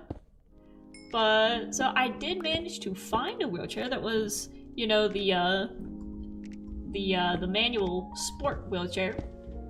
Which there's a big difference between hospital wheelchair and sport wheelchair, manual. Hospital wheelchair is basically meant for someone to push you. You know, that's the one that lots of the elderly have in nursing homes. That's where if you have surgery, they put you in that to take you back to your room. That's for like if you break your ankle and you need to be in one temporarily. But the point is that somebody has to push you from the back. Manual wheelchairs have bigger wheels, bigger rims on the wheels for you to grab them yourself, and the back is lower and the armrests don't exist. And those are designed for people to use them daily and for hours and hours at a time. And that's one of the ones that I've been trying to find. And I did find one on just a site called Freshcart for $500. And I'm like, this is a website that sells like essential oils and stuff, but then alongside the essential oils they have like medical devices for like, just took away my copper, for like breathing and stuff. So it's like, okay, this is a somewhat medicinal website. So I ordered it in like the end of September, and every week it's been, oh, there's been shipping delays, there's been, you know, warehouse delays, there's been this kind of delay, and they're like, it'll be here on November 11th, and it wasn't. Or they're like, we're sorry, it got delayed again, it'll be here November 30th, and it wasn't. They're like, so sorry, it got delayed again, it'll be here December 5th. December 5th came and gone. Nothing happened, so I finally sent them a message saying like, hey, just cancel the order and give me my money back. And I don't think it was a scam, I think they were just bad at their job, because it was a real person I was talking to in the emails who was saying like, I'm so sorry, we're trying to get it fixed, we're trying to get this rectified, and it'll be here soon, I promise. And any time I'm dealing with any kind of like customer service person, I make sure to tell them, I'm not mad at you. You're doing a good job. I'm mad at the company. You're doing fine. And she gave me a thank you for that. And I'm like, I'm frustrated, but not at you. You're just the person, you know, on the phone. But yeah, cancel the order, give me my money back. And as much as I hate Amazon, I know at least that the delivery trucks are reliable, and I feel dirty being on their site, but lo and behold, there's sport wheelchairs for sale on Amazon for $500. And I'm like, You better. You better. But I'm waiting for the refund money to come back in, because it's the same price, so I'm just gonna take the refund money and just send it back out. Anthony says, oh yes, a wheelchair. Something great to be lax at shipping out. Yeah, and I told them, I'm like, as you can see, the item I've ordered is a wheelchair. I need that to work. Because like I said, I'm ending a 5-hour shift in tears because I can't be on my feet. Like, my skeleton literally starts to, like, collapse in on itself, and I need to go, you know, sit down in the supply closet again. And this time there's people watching me, so I can't hide in there. But God, I got yelled at for taking too long on my break, and I'm like, I'm sorry, I'm losing the ability to walk. I'm gonna need a little bit of patience. Calm your ass down. It's getting frustrating, because literally I'm just not built to work, period, just physically or mentally. Like, the whole concept of clocking into a job that you don't want to be at, and then being there, it just sucks. It just sucks. That's even, I'm like, even if I got like an animation job, I probably still wouldn't be happy with it because it involves clocking in and doing something that someone else wants you to do and forcing yourself to do a certain amount of work within a small amount of time. And I'm like, I just, between the physical and the mental, I'm not meant to do that. I need a job where I can absolutely work at my own pace. And unfortunately for a lot of employers, my pace is very slow. Which is why, you know, even if you follow some of the other Stonevanians, they're building entire cities at this point, and I'm like, I have one house. And I'm happy with that.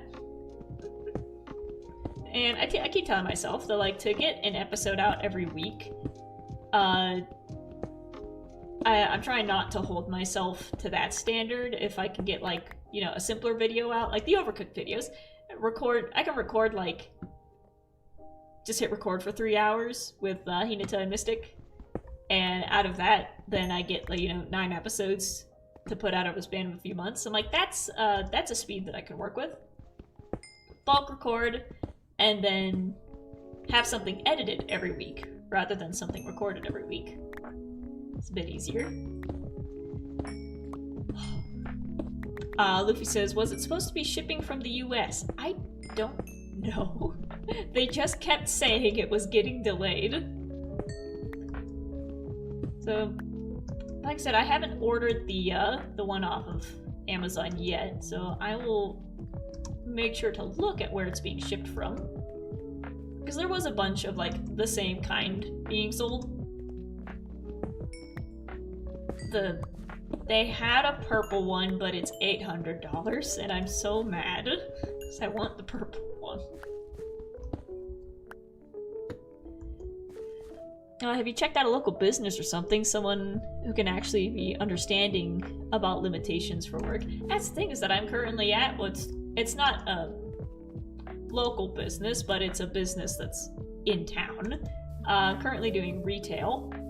And it's the thing where a lot of the managers understand that, you know, I go slow, and if I can only get half done, that's alright, because the customers love me, I'm friendly. I've officially been dubbed as the funny one at work, so people get along with me, and like I said, the other employees and the customers, they like me. So even if I go slow, you know, I leave you with a smile. But there's like 2 people, a manager and another employee, who just roll their eyes at me constantly, and they're like, why are you doing that? Why are you walking like that? And I'm like, I hate you. I don't want to be on shift with you. I want to hang out with cool people.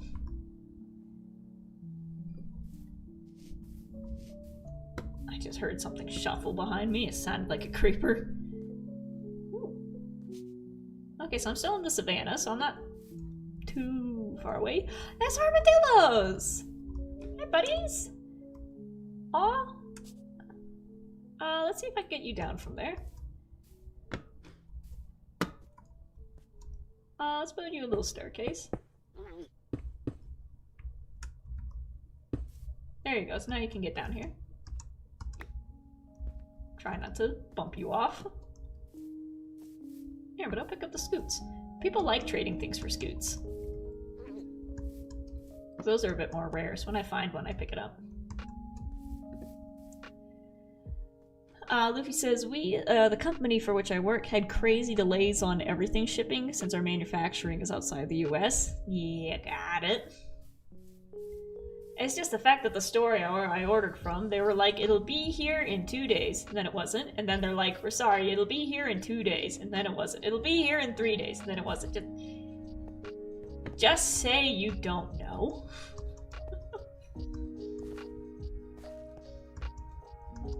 Just be honest and say, we have no stinking clue when it's gonna get here, instead of tell me that it's gonna be here. Because I'm like, waiting for the chair to come in before I apply to a second job in the hopes that 2 part-times make a full-time. Which I really don't want to because this is my second job. And I'd rather work on this. I'd rather be here. But alas.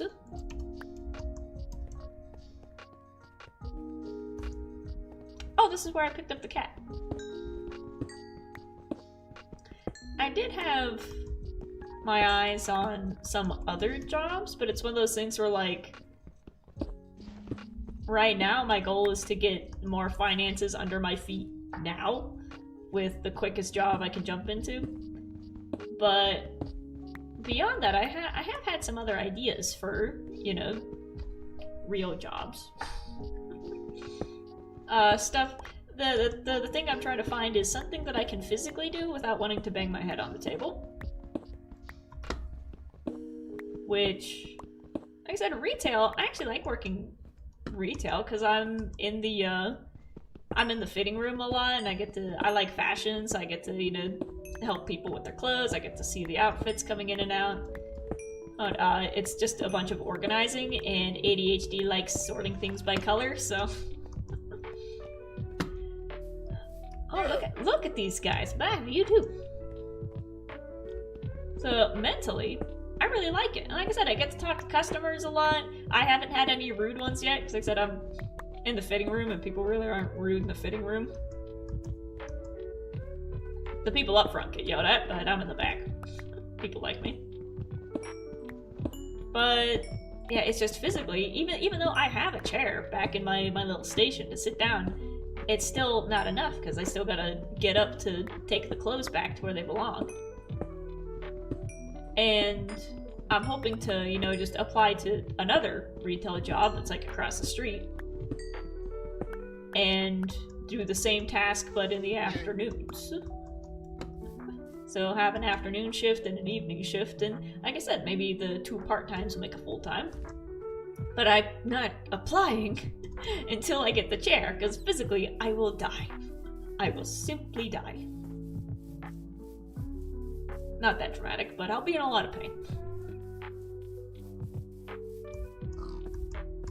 So right now I'm just... Is that a name tag I just saw? That is a name tag! Hello! Howdy howdy, I'm ranting about the American healthcare system.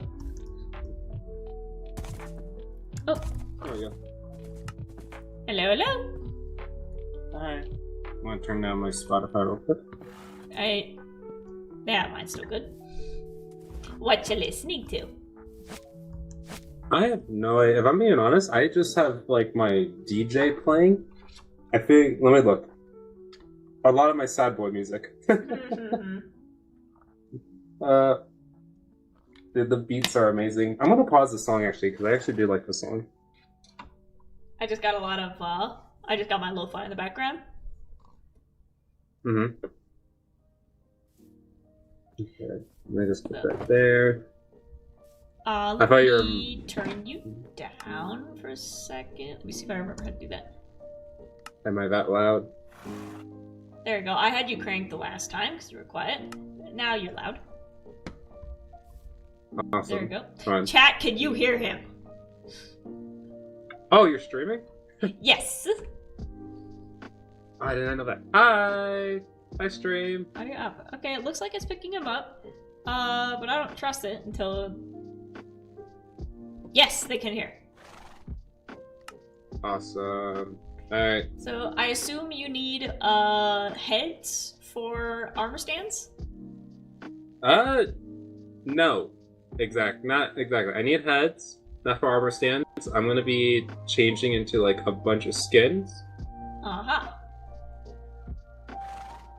Let me just change into the first one, and I need maybe, if I did the math right, I might need just how many people are you? Do the math. Chat says hi. 2. Hi. I need 20 of each head. Gotcha.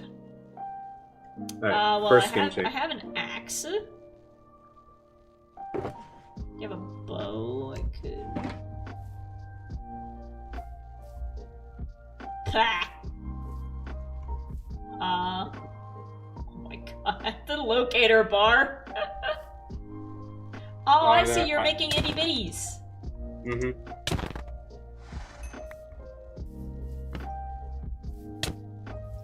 And crit. Get ready for a I'll pick him up. Hiya. Hiya. See, this is what streaming's about. It's about Killing your watching friends. your stream. Yep. Watching your favorite streamer kill their friend. Well, ooh, second. Luffy says, I just discovered my mending librarian, who was safely tucked away in a little spot with a bed, his lectern, and a torch, has disappeared. Oh no! I had, my little farmer guy, who's like the only villager that I've actually traded with and care about. I was worried because I couldn't find him, but then I realized that the cleanup crew had put a box around him, because while they were working, things were chasing him. So he is safely tucked away in a little box.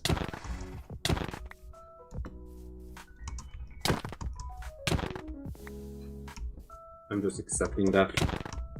Boink. Oh. Bunk. Bunk. There we go. I do prefer an axe over a sword. Yeah. Just the visual of itty bitty me with like a giant battle axe is really funny to me. How many heads is that now? With that one was 17. That's right. Bunk. Get back. We do have a lot of heads, so I might limit it to maybe like 10 per head for the rest of them. Let's get the 20th one. Even number. Hmm. So just do 10 heads for each, that way it's a pretty good number. Yeah. Okay. Who am I doing next? Randomize, and it is... Let's go with... Yeah. Let's see who's it gonna be.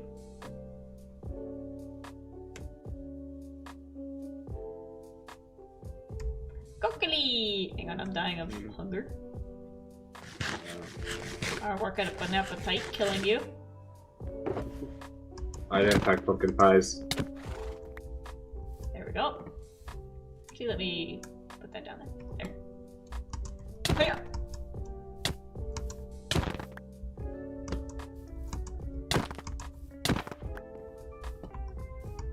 Hey! I missed it.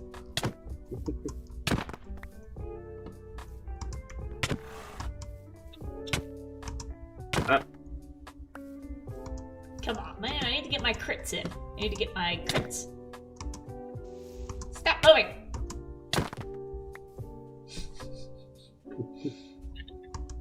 Boink. Boink.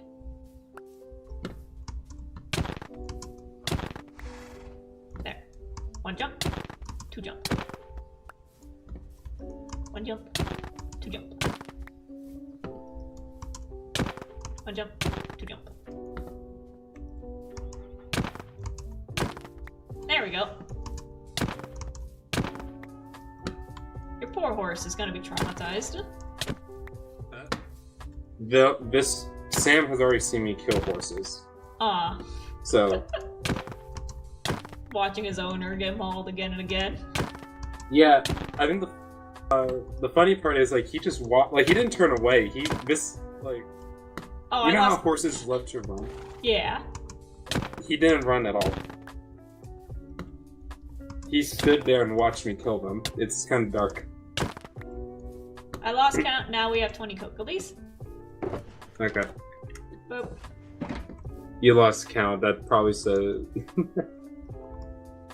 Let's see. Let's go with... Yeah.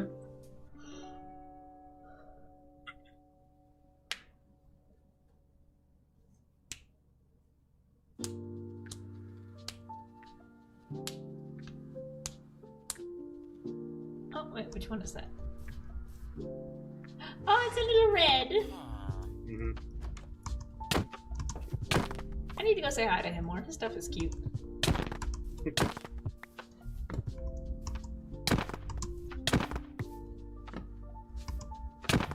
3, 4, 5,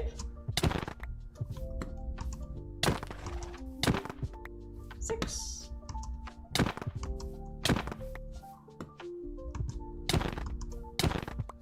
8.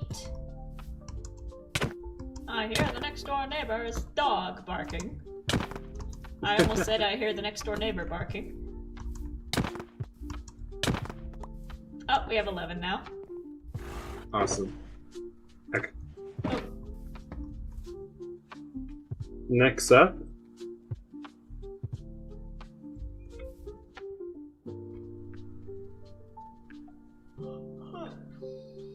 That little activate window sign is still bugging me. This little, Macy? Yep. Macy.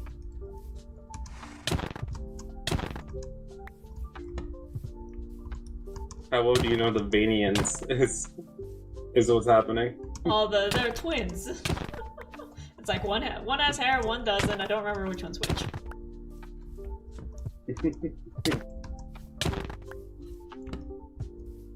So now both of them have been named Macy or William. Huh? So now I've just named both of them Macy or William. Yep. Wait, so you go up to either or and say, Hi, Macy or William? Yeah. I want to hang out with them more too. Their builds are really cool. Good. And that's 10. No, I agree. Yeah. But they're both... Oh, that's my copper. Give me that. They're both on, like, the opposite end of the server from my mesa. I'm, like, a complete diagonal away from everybody. There's a pig and a cat up there. Don't say, I don't have a bow and arrow. I would have killed the cat. No. I kill cats on the server. No. No.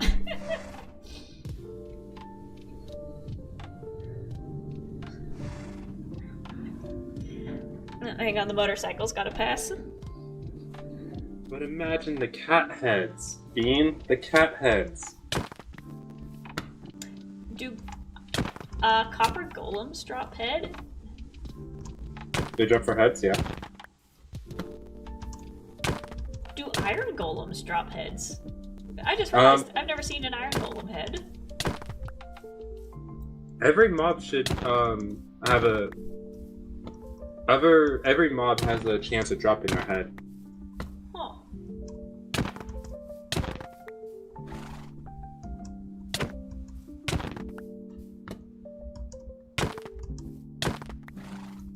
And that's 10 for Macy or William. But every mob should be able to drop their head. The only mobs you won't be able to get are zombie heads, creeper heads, and skeleton heads. Those are the only 3 where you need a charge creeper to kill them to get their head. Gotcha. Yeah. Everything else is fair game. Oh, because I've got a bunch of husk heads. Dude, getting a cow head takes forever. Let me tell you. Wait, my axe is wearing out. It's a little Ren or Ram or Grim?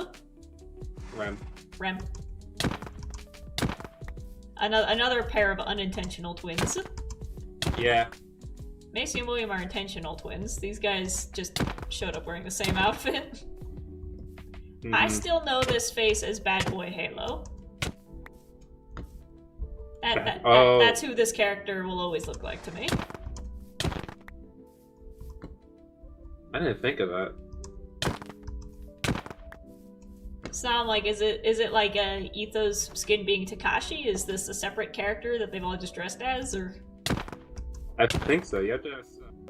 Might have to ask Rem. Who is this guy? That so many Minecrafters keep stealing his outfit. And that's 10. 10 for Awesome. Rem.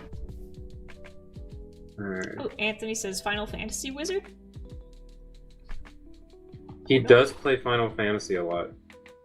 Maybe.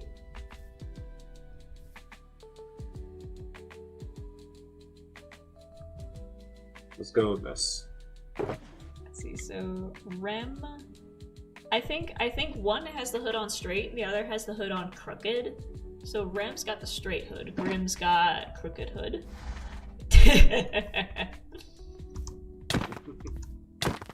Marky Moo.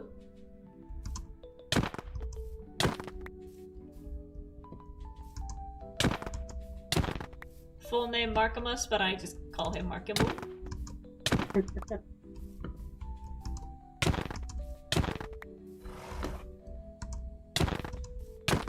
Bonk bonk.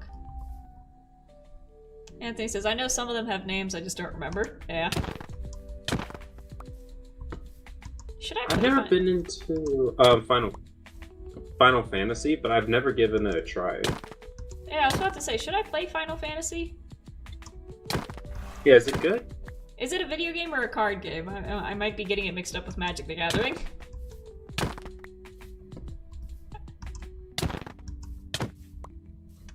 Oh, that's 12. I got a little trigger happy. Luffy says, I just manifested fishing up a name tag. We got a villager with efficiency 5, so we locked in his trades and need to name him, but we're out of name tag. So I went fishing, and first thing I caught was a name tag. Cool! Dang! It's the bean stream of luck. Let's go! I'm glad that here on the server we added the thing to make name tags, because I do not have the time to go fishing for tags. It's a little cherry! Final Fantasy is a JRPG series, a very long one. What's the J stand for? Yeah, I know what RPG is. What's the J stand for? Jumping? It's a jumping role-playing game? Is it like D&D? Japanese? Oh! Ah. That makes so much sense.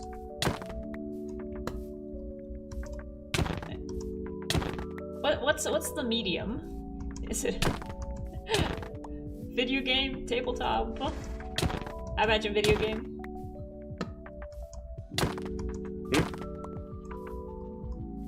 Oh, that's 10. Yay. 10 cherries. Good. Look at the chat. Oh god. We've maxed it out. Is Final Fantasy like League of Legends? Video games? Gotcha.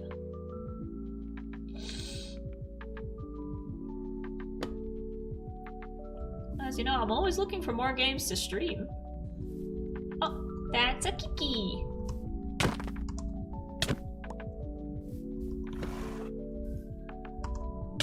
I do like my D&D fantasy games, as you can tell. Turn-based RPG. Okay.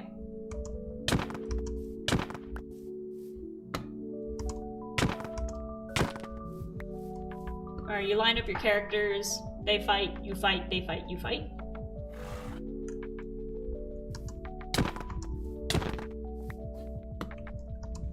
Bunk, bunk. Until you get to these later ones. Gotcha. into it. Bunk. Bunk. Yep. That's a nice looking cave down there.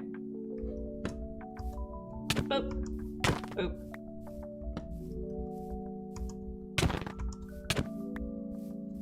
Ah, that's 11. Awesome.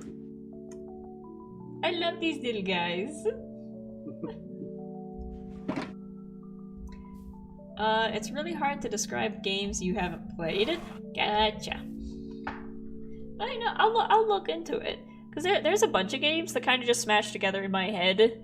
Or it's like Baldur's Gate, Final Fantasy, a bunch of other, like League of Legends. I'm like, I hear about all these games, but it's at the point where I couldn't tell which one was which at a glance. I just know they're all fantasy. Let's see, this one is a Grimm, so Grimm's got the crooked hood. Yep.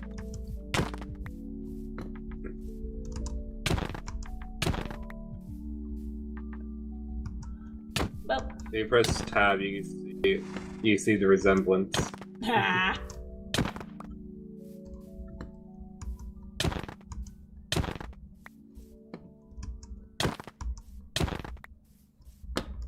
You know, Grimm is probably,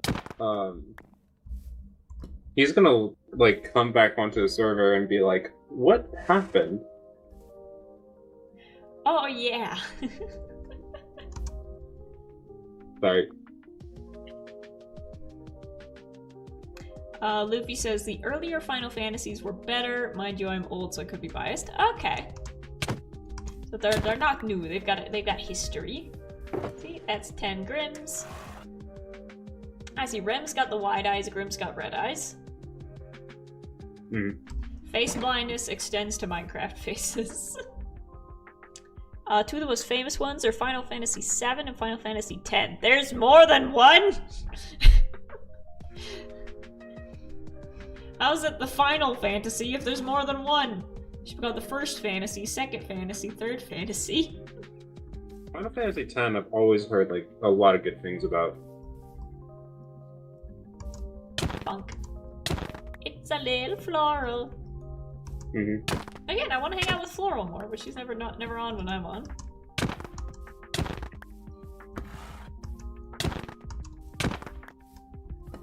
Don says the easiest one for getting into Final Fantasy is Final Fantasy X.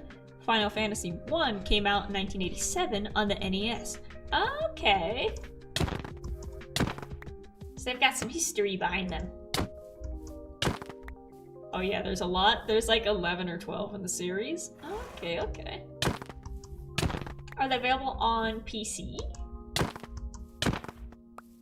Because I haven't seen my work schedule for next week yet, but if I don't have work tomorrow, might try streaming Final Fantasy. That's 10. 10 florals. Alright. The company figured they were going out of business and they made one last game and called it Final Fantasy. Aww, and then it blew up when they didn't go out of business. They're like, oh no! Cool. There we go, it's a little lint! It's a little lint.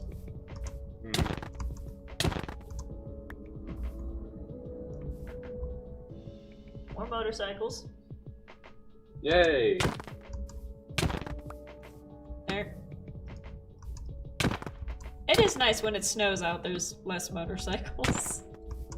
Yeah. So I get a little bit of quiet.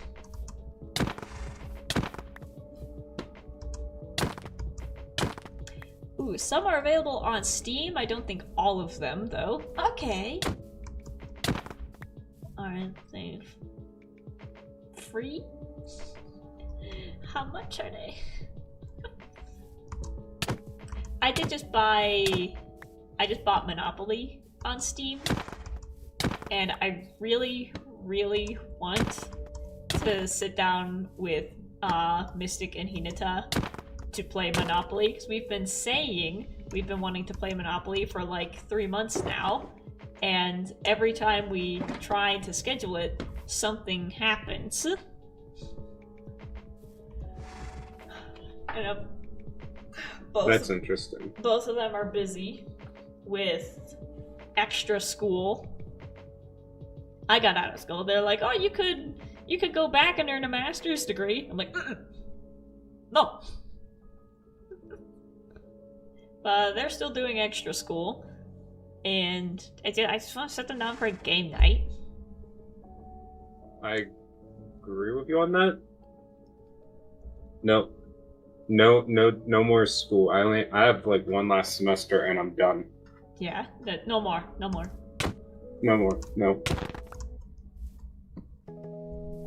Luffy says, I gotta go feed Benny, but I'll keep the stream going. Awesome! This right here, we got a little heroic pixels. Yep. I think of being the brave and heroic pixels make a good duo. We will go fight stuff for you. If there's a creepy crawly in your house, we'll be the ones to go put it under a cup. I won't. Anthony says, completely understand not wanting to go to college anymore. It completely burned me out having no life for 3 years. Exactly. Because the thing is, like, during college it was fun. I made a lot of good friends and had a lot of fun moments. But the thing is, the school I went to, it wasn't specifically art school. It was still a public college or state college. So we had to do a lot of general education things on top of the art. And the gen eds were bad. It was like, I did well throughout high school with like high school level material. And I was like all A's, honor roll student all the time. I was able to just memorize stuff and put it on the page and pass tests. And then... Who did? It's a little Seville. Seville! Oh, okay. I haven't seen Seville yet. But then once I got to college and it was like just the slightest bit harder, that's when the ADHD kicked in. And it's the same thing I'm feeling now in regards to doing this as opposed to going to work. It's like, it's very hard for me to care about doing something that I don't want to do. If I don't want to write an essay and I'd rather work on my animation, it's very hard to force myself to work on the essay. And I'd rather be working on my videos and writing stories than going to work minimum wage. It's very hard to try and be a good employee when I'd rather be anywhere else. That's just real. Yeah. Anthony says, engineering doesn't give time for frivolous things like friends or activities. Aww. So that's the thing is, at least in the art degree area, a lot of the gen eds I took, I was with a bunch of the other art students who also didn't want to be there. But we at least all got distracted together at the same time, so we'd sit down to study and then start talking about musicals like a few seconds later. That's a tiny show. Yep. Like, we'd get together for our study sessions and put on like Newsies and stuff as our background music. And we draw on the boards, drive teachers crazy. So we were all at least running on the same wavelength.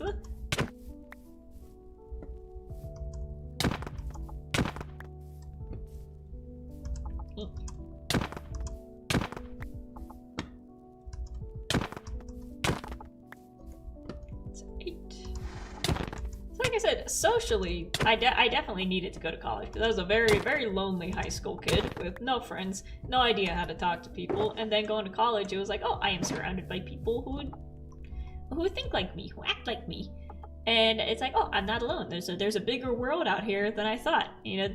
And the high school I went to was not diverse in the slightest. We had one black kid, so going to college was essential for me to meet other people who weren't straight, who weren't white, and that was very, very good for me. See, we got a little Massey.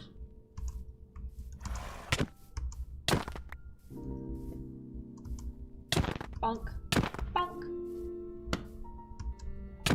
But then at the end of it, you know, working on the final animated film, that was when, you know, the EDS and the disability kicked in, and it was like, oh, this degree that I'm working towards, I'm not gonna be able to use it to get into a dream job because I physically can't do the job. Like, animation requires, you know, a 40-hour work week of sitting down and drawing for like 9-10 hours a day. And even if I wanted to be a storyboarder or a character designer, that's still an incredible amount of hours that you need to put in. And I physically can't do that without pain. At least not in my current state. And then I discovered a group of people called the Hermits. And I saw a guy named Scar who had been planning on going to Disney to work. And he kind of got, you know, life taken out from underneath him. And he was using his artistic abilities to make Minecraft videos. And that's when I thought, oh my god, I can do it. It's a little me! Wait, look, I need to look at it. It's a little bean! My eyes are squished!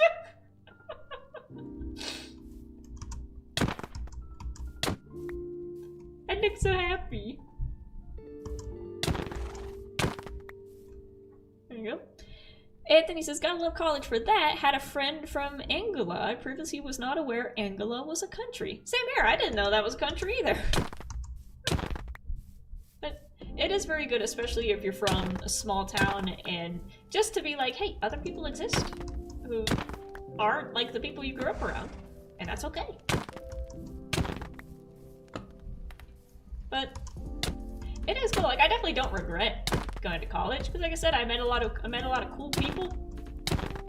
Well, I had my horizons expanded, and at the end of the day, I told this to people who were, you know, upset on my behalf that I wouldn't be able to, you know, go into animation after working for an animation degree.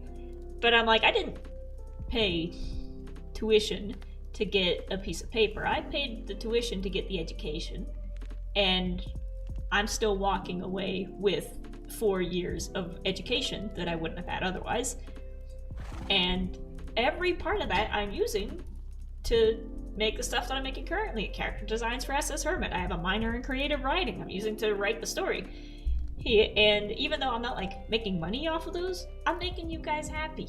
And that's what I wanted, was to just share art with people, make you laugh, make you feel things, make you cry.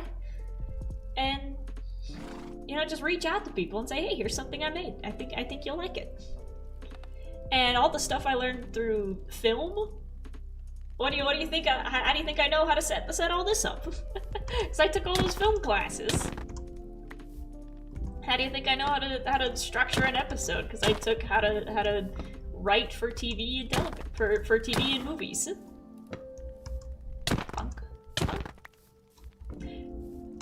I did have to do some of it through COVID, which I'm blaming the fact that I still screw up my audio on the fact that I had to take the film classes during COVID.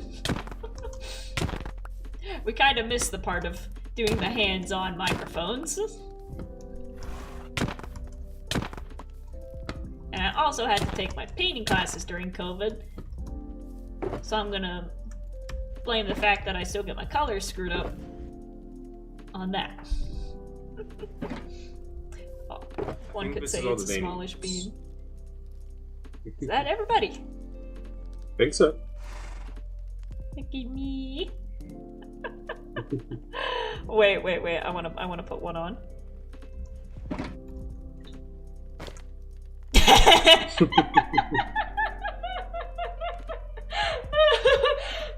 My little shoes on the bottom. It's like the little zoom things, so you can stack them. Yep. It's a little zoom. Do you notice that you have like little arms too? Right. They all have like little arms. Ah! That is so cute. But I imagine that's gonna be like toys for Christmas District. Yeah. Awesome. Dude, this skin is so weird. I like it when I'm just standing around Like, it looks kind of good, but like when I start moving, it's so cursed. Yeah, his arms are going the wrong way. Aw. I need to probably in an upcoming stream. Like I said, sometime in the next week, I need to make my snowball fight arena. So I'll probably do that on a stream as well. I know we put the poll up. Did we decide on a day to record our Christmas special? So I know a deadline for when to do that. We are currently, I believe. Let me find it. We are currently figuring that out. All right. We have a little back door for the audience here. We have like a little when to meet link that we just have to put our names and then put like what times work. Okay, so just like we did for Halloween. Gotcha. So I don't want to say, oh, I'll put off building it until, next week, and then it's like, actually, we're recording tomorrow. We are, I think, let's see, the days that we're thinking of are the 17th through the 23rd. Okay, I got time. So kind of close. I got time. So, yeah. But yeah, I would say, like, make sure to put the availability, just in case. Yeah. And that's the thing, is that I don't have my work schedule for next week yet. But I will be seeing that tonight, so I can give a more accurate tell of when I'll be there. I also have another Build and Seek episode that I need to edit and finish and get that ready. Build and Seek. Awesome. I did one with my buddies, and honestly, the Build and Seeks are like a really good way to learn building. Like I said earlier, I just haven't built that much, so it's not that I'm bad at it, I'm just inexperienced. But doing a Build and Seek where it's like you're in creative and you have 24 hours to build a thing of a specific theme, go. And it's like, that's really good for learning how to build. And a little sneak peek is the thing that I made was a department store. And I think it's one of the best things I've ever built. I'm really proud of it. But it took a lot of stuff that I definitely wouldn't be able to get bulk material of in survival. But maybe someday I'll build it on a survival server. I just don't have I think that's why I terraform so much, is I just don't have the time to grind and get more materials. Like, I'm not gonna build with prismarine anytime soon. I don't have the time to go get it. I know we have a store, but that's an example. Yeah. No, I get that. Yeah, it's like, if I want to do something more complicated with more blocks, I gotta go get the blocks, and I'm like, I don't have the time, so I'm just gonna knock a mountain down. Dude, the one block I want to build with, but it's ridiculously, like, expensive, is red nether bricks. Ooh. And the reason why it's ridiculous is nether bricks and nether wart. Oh, to make the red nether bricks, because nether bricks themselves you can make just... It's not that hard to make those, but then you gotta get the nether wart to make the red ones. Gotcha. I want to build with brick more just in general, but you gotta go find the clay. Oh, yeah. I mean, okay, yeah, you know what? Lush Caverns made it easy, but also... No. Yeah. I need to go... I think that's what I'll do, because I've got like an hour left before I gotta head off to work. But I think there is a lush cavern, because I'm right... The mace is right next to a jungle, and I think there's a lush cavern over there, and I want to go get some dripstone blocks to terraform with. Dripstone, okay. I need a transition block between grass and dirt, and obviously we've got the path, but I want to throw in something more.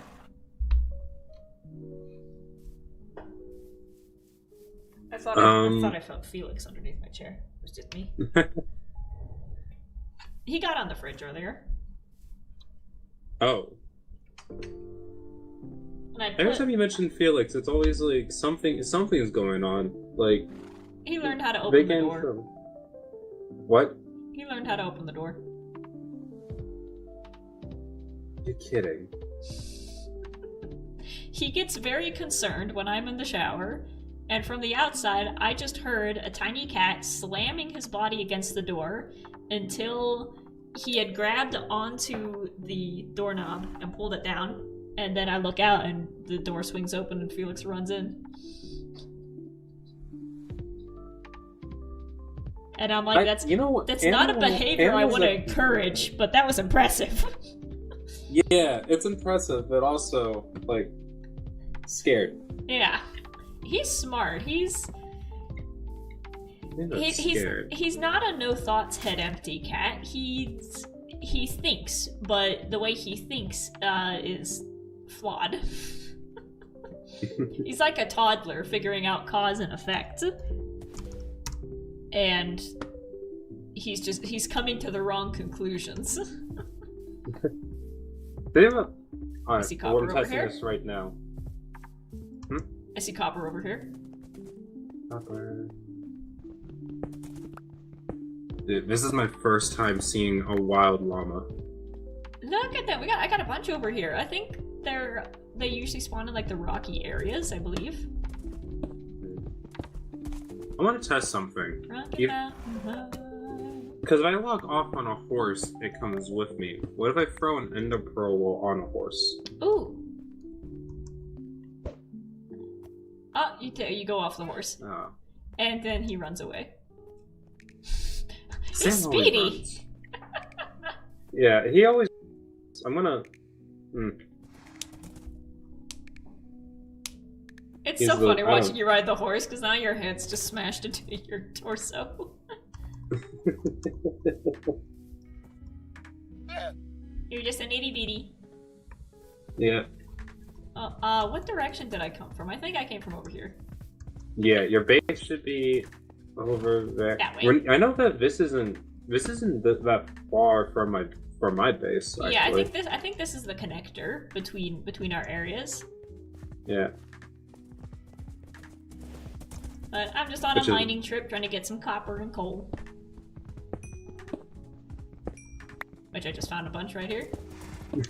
Anthony says, maybe you could hide some of the grass-dirt transition with bushes, like big bushes made of leaves. Ooh. I want to see... I need to pick up more of the desert grass. So I want to place that around more. But I think I need shears for that, right? Yeah. Gotcha. Trying to see if there's anything interesting over here. As I wander back to my little campsite. We got more sheep. Blah.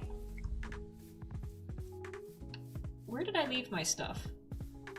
I see. Okay, there's the cave, and I see the torches that I put down. There we go. Like I said, as the screen gets darker, I see the snot from Felix's sneezes appearing. Oh.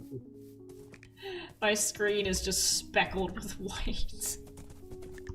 Oh, creeper. Put it up! Yeah! That's not our problem. I'll fix it later. If anyone wants to build over here, they can terraform. Oh. Maybe you should put your bed down. I think I left it up there. Why would you do Wait, that? can you not get me?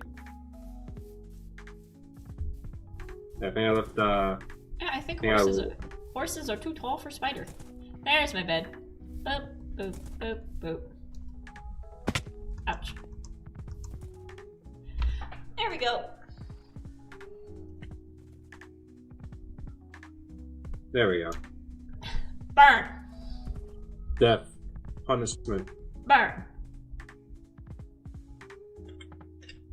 Ah. Why won't he die? There we go. Alright, now let me put the stuff away. I did get quite a lot of copper out of that. Nice. That's good. I promise you this. I believe like Minecraft makes the skeleton zombie like 1% harder to kill every update. Probably. I wouldn't be surprised, and then they just don't mention it. Mm-hmm. Just to keep making it harder. Yeah, because I hate skeletons are a nightmare. Absolute worst. Knock on wood, I'm surprised I haven't died yet. But then again, I haven't gone too far down yet. What is it got? My wings, I still have kind of just a bunch of garbage in here. Don't need bones, don't need that, don't need that. Don't need that. Do you want to scoot? Yeah, sure. Armadillo scoot. Where? Boop. Scoot. I found him. There you go, and now... I need to steal some armadillo heads one day. 540. I got about an hour left. I could still do some caving. I say as I almost walk off the edge. And there's a zombie. I'll leave you to your caving adventure. Ah! Don't die! Ah! Just like we practiced. Bye. Bye. Look, piece of iron.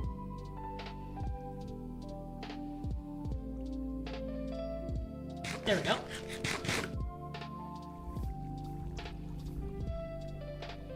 I might just leave my stuff up there and do a run and scream with only torches.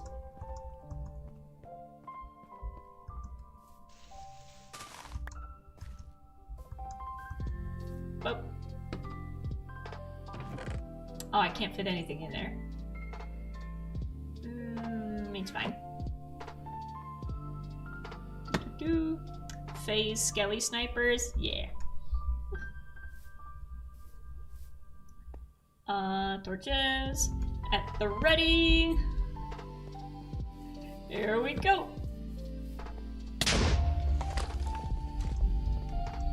It's called run and scream for a reason.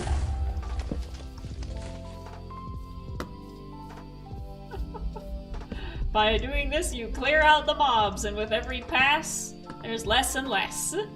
And we expose some copper. Okay, so there's that's gonna be our way down. Let's light up this over here.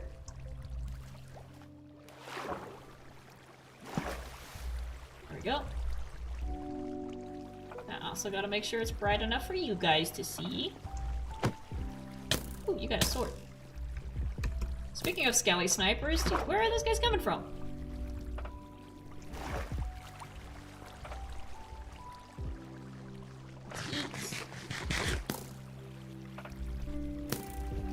Hey, can you hit him? Oh, there's two.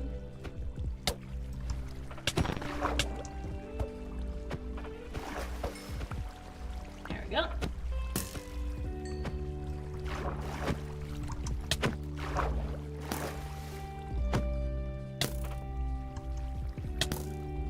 Oh, I'm gonna die.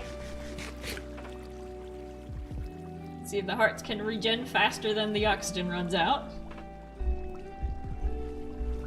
And says, why do I know exactly what a run and scream is? It's in the title! I just got 3 pieces of iron in a row. That's good. That's where you don't worry about picking up anything, and you just grab your torches and run through the entire cave system.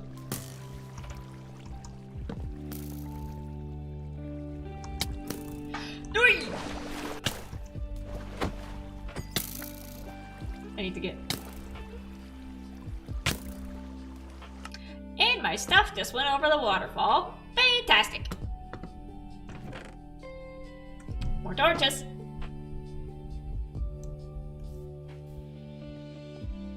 With every pass, there's less and less. So then by the time you're out of torches, you're also out of mobs.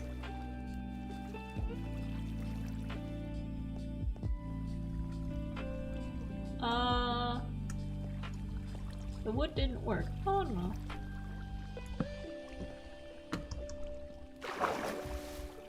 Okay, so I made it all the way down here. And I need to get over here. There we go. Run and scream. Run and scream. There we go. And now we need to get back down there. And oh, I forgot I had the little death messages to show me where I died.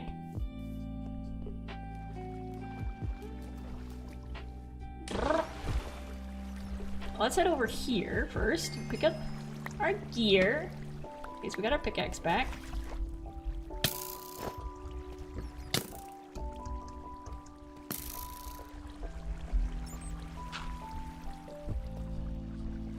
Look at that, the water is just taking them all away. I see you. Goodbye.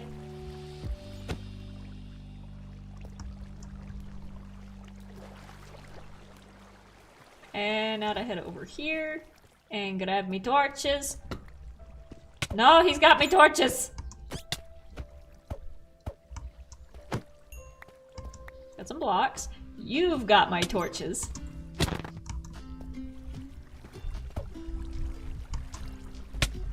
Ouch. Well, this is going great. I wonder if I can make that jump. Heck yeah! I'm the best.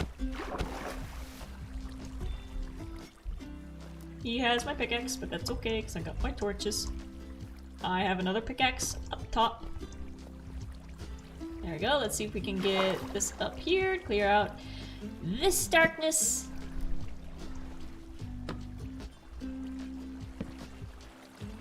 There we go. See? Mob free. Come back there. And wow, okay, if my stuff's still here, it is all the way at the bottom. Hello, skeleton.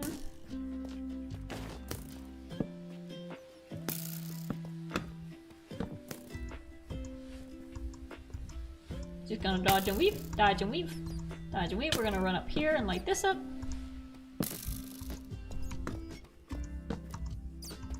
Boing, excuse me, Mr. Endermoon. Run and scream, and die. Is that lava at the end of the waterfall? I think it might be.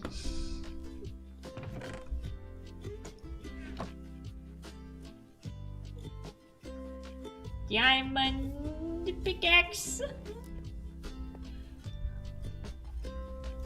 Let's see if I can do that again. Hiya!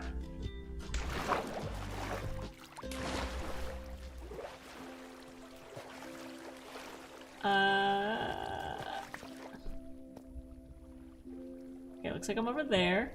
Item toasting conveyor belt. That might be... Unless there's a block that they got stuck on. You can always rely on that. Give me my torches back! Give me that! Where are my torches? Where are my torches? Why don't I have torches? I made it out of that one alive.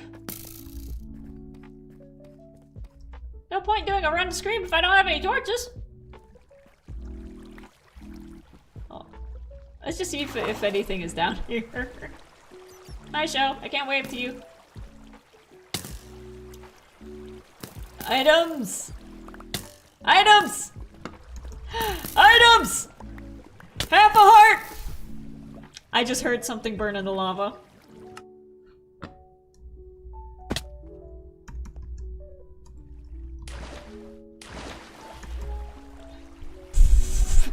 It probably would have stayed there for another minute if I didn't pick it up.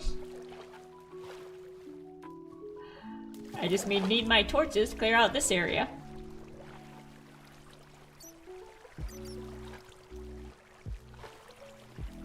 There we go.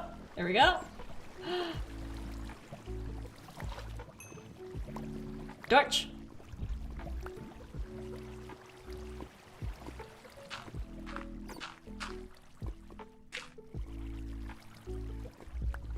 Pants.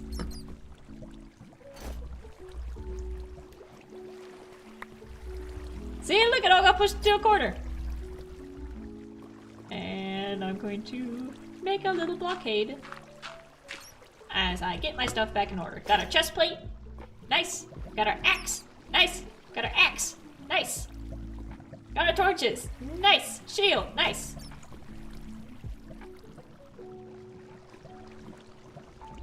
We don't have our pork and choppins.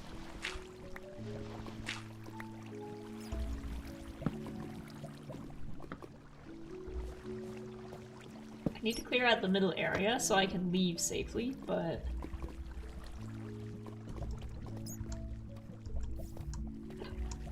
I get the hiccups. Oh no. Boots! Boots! And my shovel! I got my boots, I got my shovel, I got all my gear back! Let's go! Don't think we need shovel. I got both my pickaxes! I have everything except my lunch. I lost my lunch. Oh!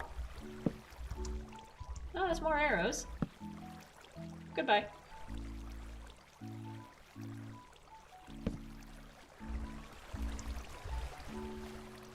Boop. Get a little space up here. Let's just get all this. Hi, Bats. Hi, Floral.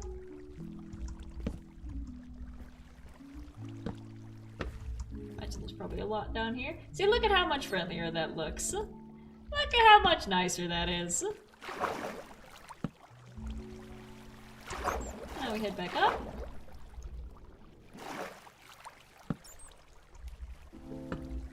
Let's get this spot over here.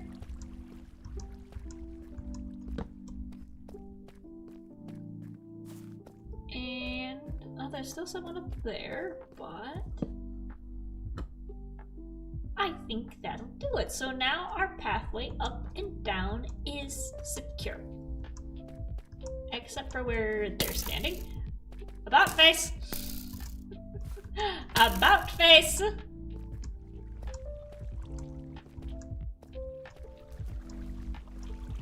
There we go.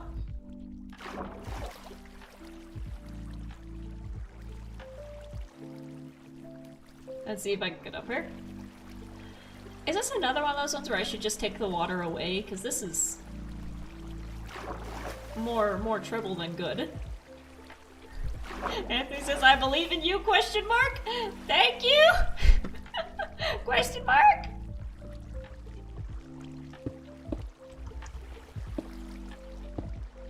I'm just completely screwing this up. First give me the copper. Give me that copper. Give me that copper. Give me that copper. There. So now I'm going to see if I can block this off. Give me that dirt. Nope. There he goes.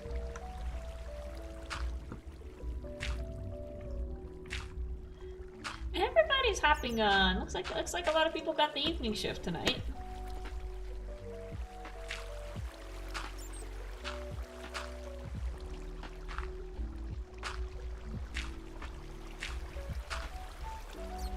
Dang it. Diorite, help me. Help me stop the flow.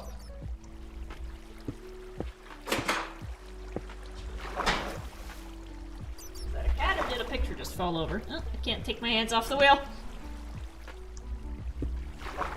I'm one short!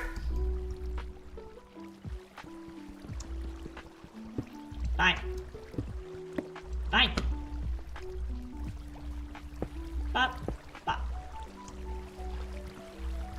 Okay, there's still all this, but if I can block it from going this way. I'm not even bothering to actually mine anymore. Now I'm just plugging up the water so I can get up and down into the cave.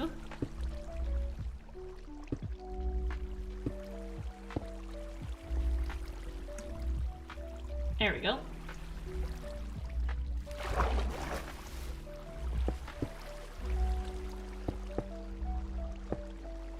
Ooh! Ooh! And look what's right below it!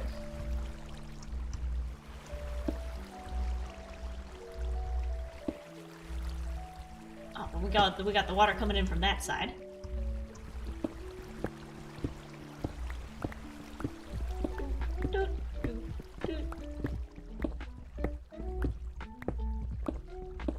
Let's get some cobblestone.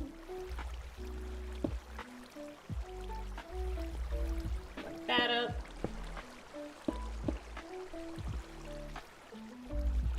And I need to put this up.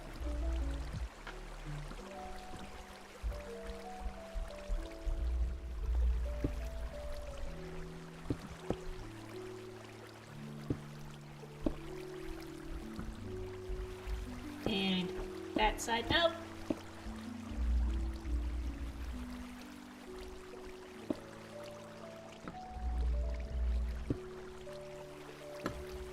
There we go. So now we've got a little alleyway here where we can dig these up.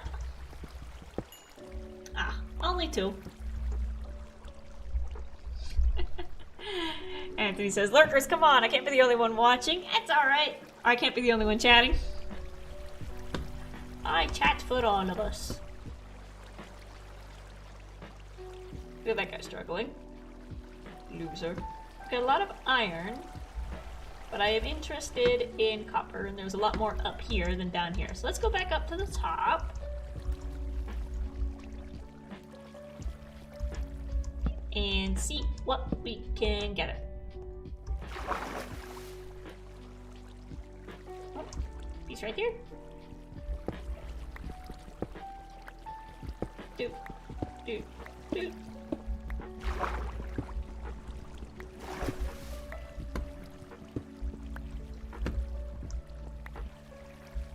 Oh, we got a little passageway back here. We'll leave that alone for now.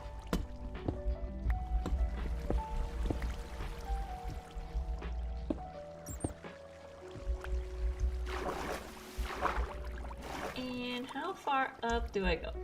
Oh, I didn't light this up. I should probably do that. Hiya! That didn't help.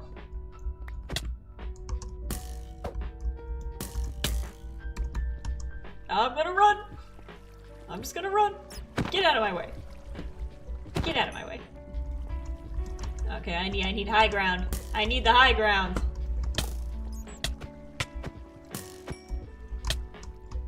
Nope, nope, nope, nope, nope! Where'd my food go? Where'd my food go? Where's my lunch? Or did I never pick it up? I never picked it up. I thought I regained my pork chops. Dang it. Lava or lost here.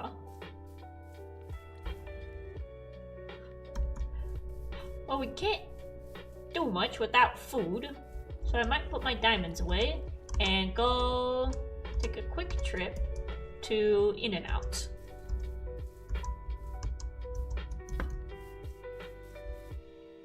I still think it would be really funny to just build an In-N-Out in the middle of a Minecraft build. Give me my wings, give me my rocket. And away! I'm going the wrong way. There's my house. This way! I mean, we got some pork chops right below us, but I think we have some in the fridge.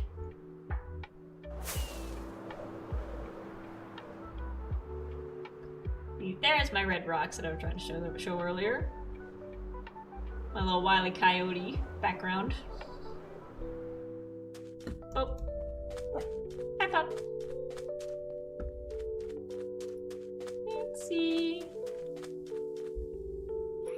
still going. I don't have any pork chops. I have raw cod, raw salmon, cooked cod. That'll do. Let's cook these while we're gone. You can't put fish in a blast furnace. I guess it would burn them.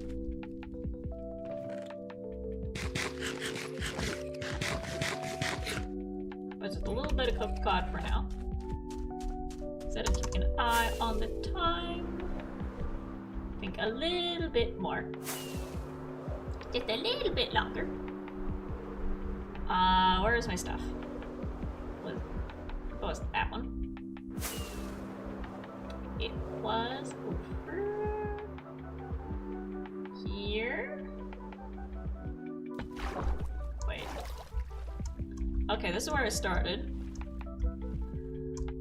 Where's my current waterfall?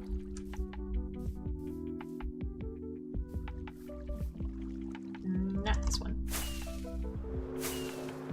I'm just going up. Over here. No, I wasn't near sand. How do I lose a cave?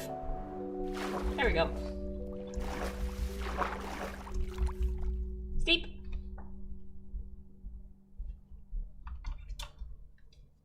Some more water before we go back down.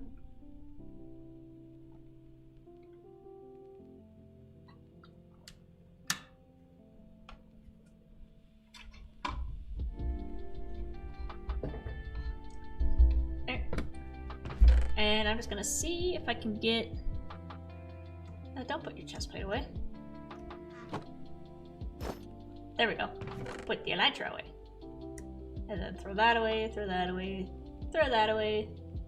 Don't throw that away. Throw that away. Get rid of that. Get rid of that. Keep that. There we go.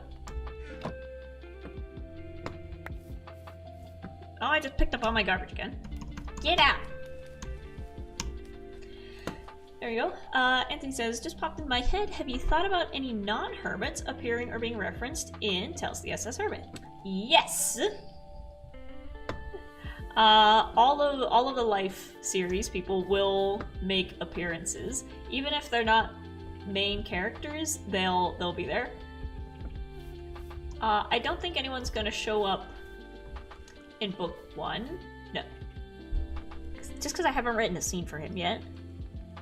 But the setup is going to be Scott is basically a prince from another kingdom, and his father's ship like passes by the island, and he kind of makes like a little a diplomatic visit to the hermit, saying like, "Hey, I really like what you're doing, building houses and communities for people. Keep up the good work." And meanwhile, there's like the young prince who's just like, "Can I stay here? These guys are fun." And of course, they get, you know, wrapped up in the background war, along with everything else. Bigby, they're gonna run into Bigby, I think, in season 9. So after the event of season 8, they head back out, and in this supposedly abandoned place where they're trying to, you know, build a new community, they find that someone's already living here. And it's Bigby, who's, I have him as a sheep herder who got exiled, who is a former, court oracle who got exiled for predicting too many bad things. And he was cursed to speak only in lies. So he's just kind of there as the background character. And he will occasionally tell the future. He's also a worshipper of the Watchers. But every time he, you know, says something about the Watchers, Green just has to like grit his teeth and be like, "That's not true. That's not right. We don't live in space. We're not aliens."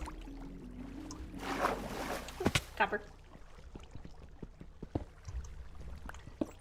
Martin is kind of like the raccoon in Animal Crossing. Not the raccoon, the fox in Animal Crossing, who just kind of shows up and tries to sell them stuff, and Doc keeps kicking him out.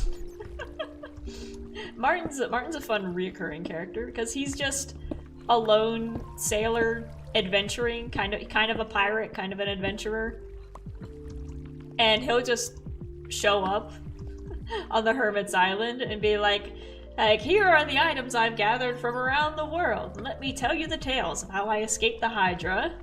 And Ren is just infatuated with him. Doc keeps throwing him off the island. Just like, get out, get out. We don't need you selling us junk. Stop. Cabbage merchant? Yeah, except not as pathetic. But he'll just show up with this ship full of trinkets that he's found on his journeys. And Martin isn't a worshipper of the Watchers, but he believes in them, and he has encountered one. So the way I explain it is Bigby is reading the ancient tomes and lighting incense, while Martin is like throwing garlic at his mirror to keep them from spying on him. So far, Martin has like the more accurate idea of what Watchers are, and Grian has a little bit more respect for him.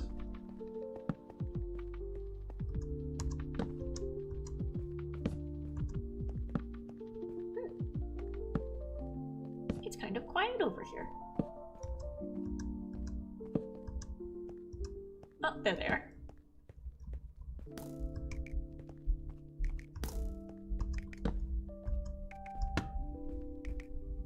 Oh.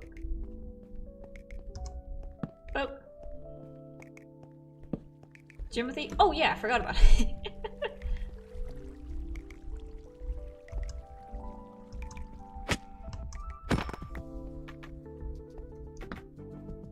Hang on, let me block this off so I can... Yap.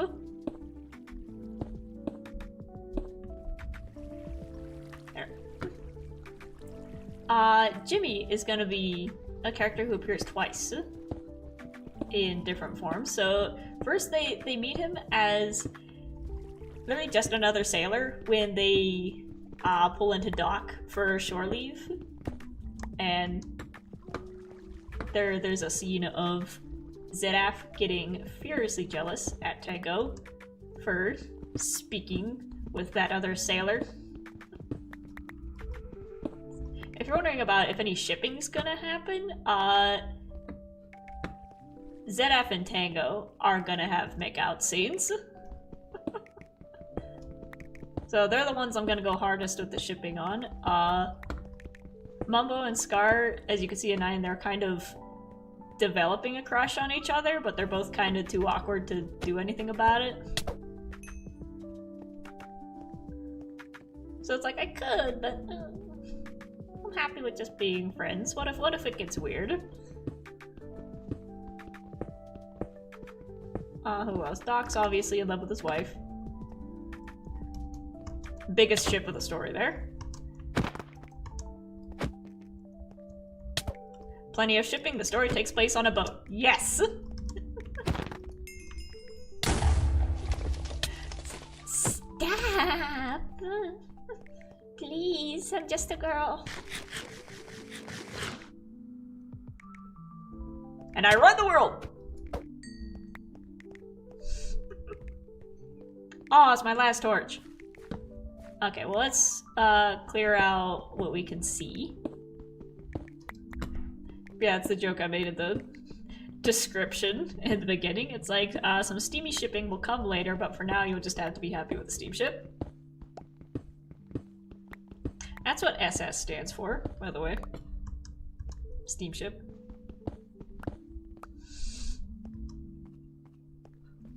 When Exuma got the Hermit, she was already titled the SS Hermit, and he wasn't sure what SS meant, so he just assumed that it meant steamship. Who else do I do? There's another pair. Oh yeah, XB and Corrales. just because you can't put those two in a room together without them flirting with each other, so they write the material themselves.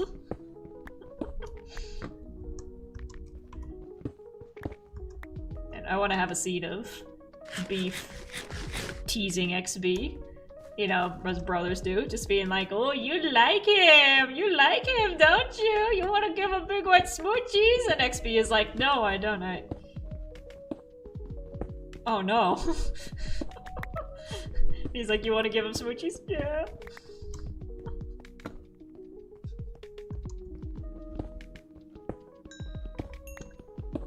Oh, so it's Corrales and XB, Zedaf and Tango. But yeah, looping back around, Jimmy's gonna appear as a sailor, and I imagine in this world he's half avian, so he's kind of... Because I draw him both ways. I've drawn him as a full avian, and I've drawn him just as a tall, lanky dude with wings. And both designs kind of fit him. So I think in this world he's half avian, where he's just a dude with wings, and he can't really fly, but he has the features.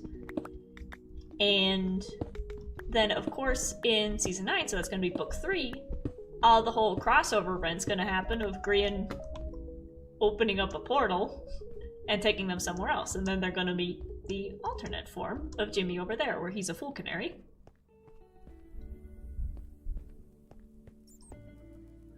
For Skiz and Joel, because they appear in 10, it's like, in my mind, the arc that I have kind of ends at the end of Season 9. But I want to introduce Skiz and Joel in the story at some point, so I might have them exist along with Big B, where they're kind of on the island already when the hermits get there. Because I do want to have, of course, we gotta have Imp and Skiz meet. We gotta have their introduction. And I like the idea of Skiz being a giant who's already, like, living in the mountain that they're trying to build on. And Joel is a fairy who's just on the other side of the mountain, and they have a feud going on. Stop it! I keep forgetting I have a shield.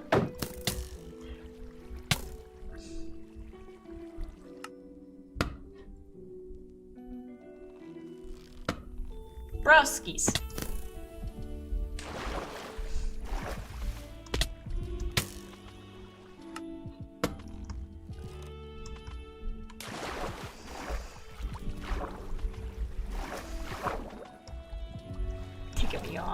Taking me off. Where's my stuff? Okay, I just passed by. How do I get down? How do I get underneath? There was a hole. Oh, there we go.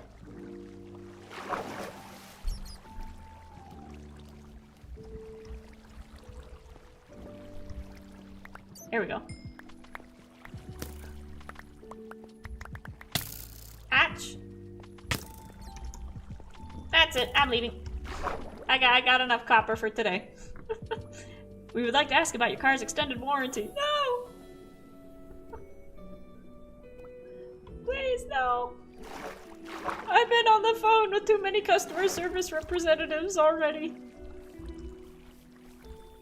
You tell them that they're doing a good job.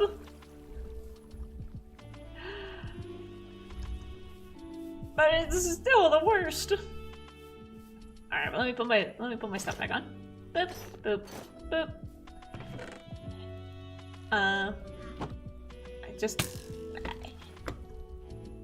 Bro! Where? That way. You! Get out. That solves that problem. Do guitar card. And we're going to grab our stuff. Gonna put that away, put that away. Shield. I gotta organize it.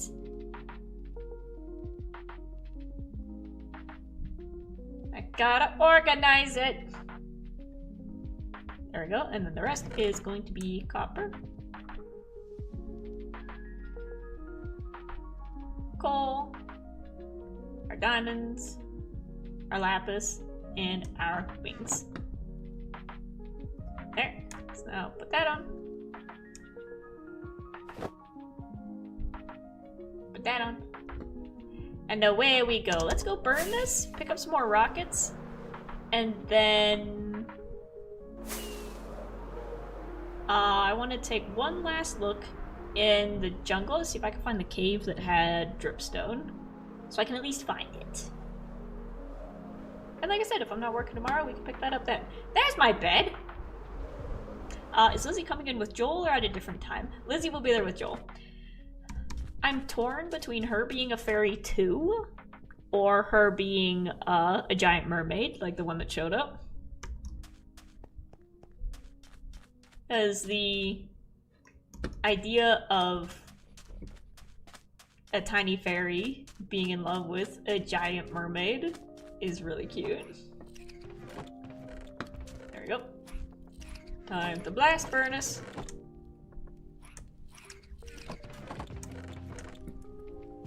But at the same time, she could also be a fairy and just, you know, be from the same little clan as him.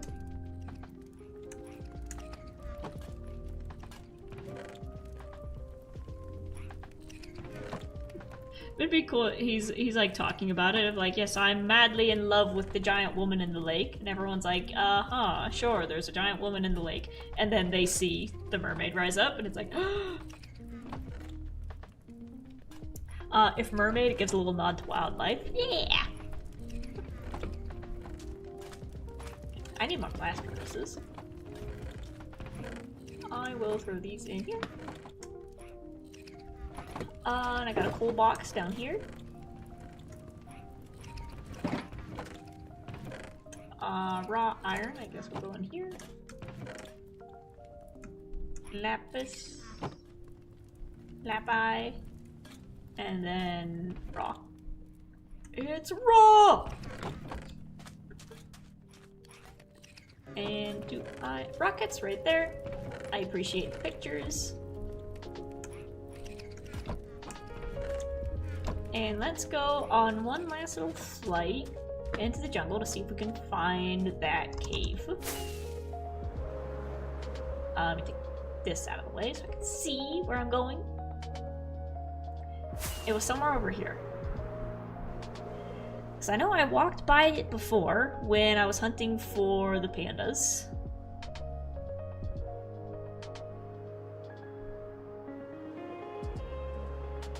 Good flying music. Okay, it's somewhere along here, because it's like inside one of the mountains. Oh, I see.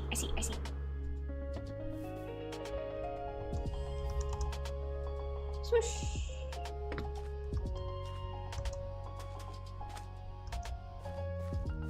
Where is you?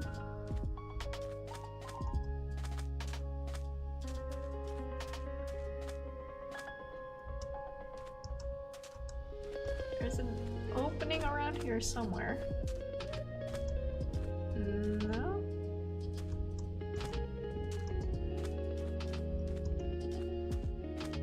Come on, you saw it. You saw that little blip inside a cave.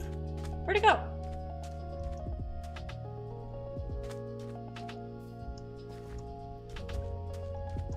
Ooh, I could also work with bamboo. So what would you do if you found out a hermit read your fic?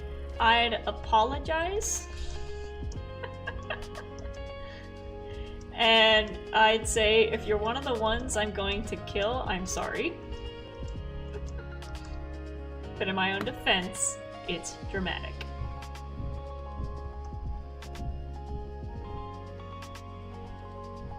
Because not everyone's gonna make it out alive.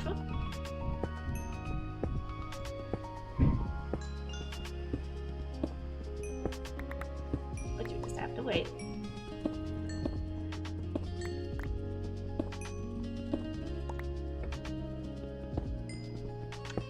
But if a hermit read my fic, I would hope that it made them laugh. It's gotta be weird, like, reading about yourself in a story. And because, like, how people interpret your character is always going to be different from how you, the actor, interpret the character. And there's going to be a lot of, I wouldn't do that, or I wouldn't say that. But I hope that at the very least, if a hermit reads Tales of the SS Hermit, I hope they find it funny. Oh, there it is, I see it. I almost died. There we go, there's our dripstone. And I already picked this over for copper, so you can see I lit it up. So we should be safe to do a little bit of digging.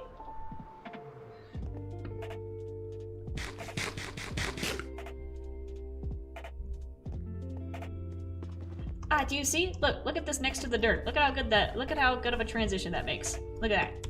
Look at that. Perfect colors. I don't want the dripstones themselves, but I guess I could sell them. I can always sell them.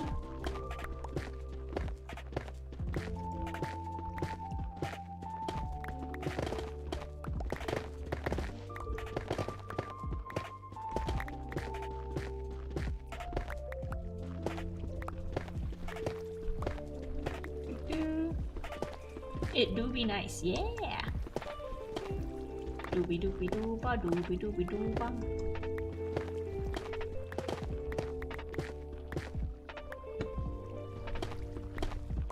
Did you know that my friend Hinata met Dan Povenmire? She went to go see Heathers and he was in the audience.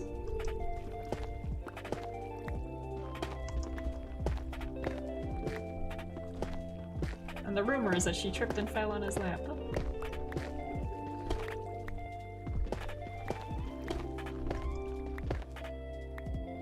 I have to spread that just to bug her.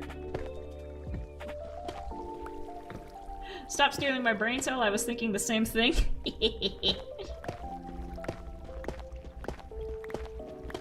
remember when Phineas and Ferb was on Netflix? In the days before Disney Plus?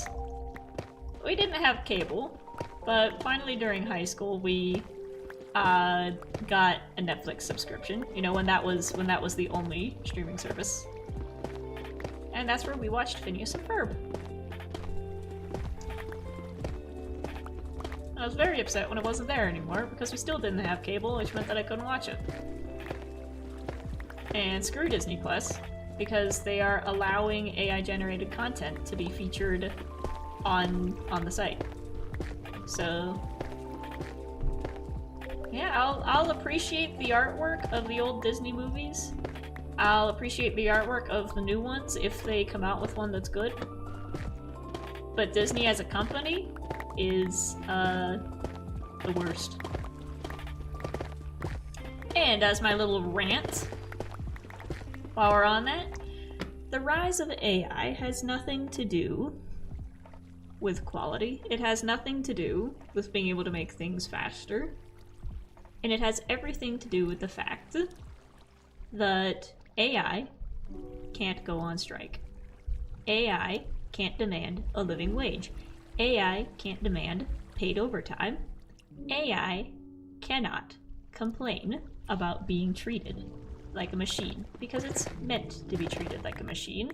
It is the perfect employee, which is why everybody wants to replace employees with AI, because it will sit there and it will do its work without complaining that it's being mistreated, and you don't have to pay it a cent, because the town is paying for the electricity bill.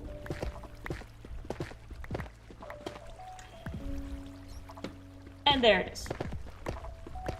AI is fueled by greed, and greed alone. And it's like, obviously it's poor quality. Everybody knows it's poor quality. Everybody knows that it's wrong. But you don't need to pay it, and it won't go on strike and cost you money and complain and make you look bad. So that's why they're firing writers, because writers have been asking for fair pay and royalties, you know, so they get paid for the stuff that they write. for years. And the rise of AI just so happens to have coincided with one of the biggest strikes in Hollywood history a few years ago. With the Writers Guild, and the Animation Guild, and the Screenwriters, and the Motion Picture Association all standing with them, and instead of giving them fair rights and equal pay, they fired them and replaced them with robots. And that is why AI is everywhere. So, next time you go to the voting booth, maybe check ahead of time to see which candidates are pro-AI regulation, because that is the only way that we're gonna, you know, fight these bastards, is if there are laws put in place to lawfully stop them from firing people and replacing them with AI. That's the only way that we're going to convince them not to do it. No amount of complaining that it's poor quality is going to stop them. We have to elect people who are willing to put laws in place to strangle AI in its tracks. But that's my little rant. And it also upsets me because there are some people on Stonevania who use AI, who use generative AI. They use it in their thumbnails, they use it to make their profile pictures, and it upsets me greatly. And like I said, I just don't interact with them.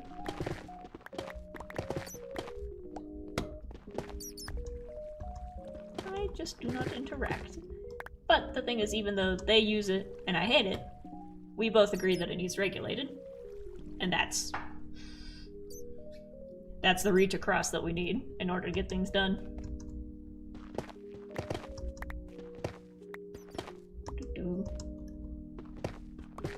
But anyways.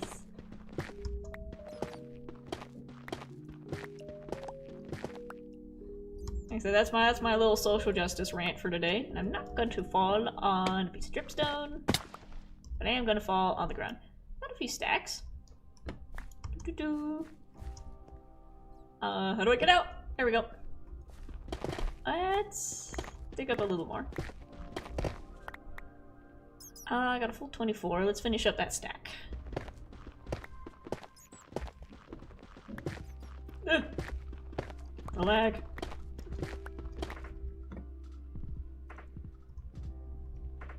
Hey. There.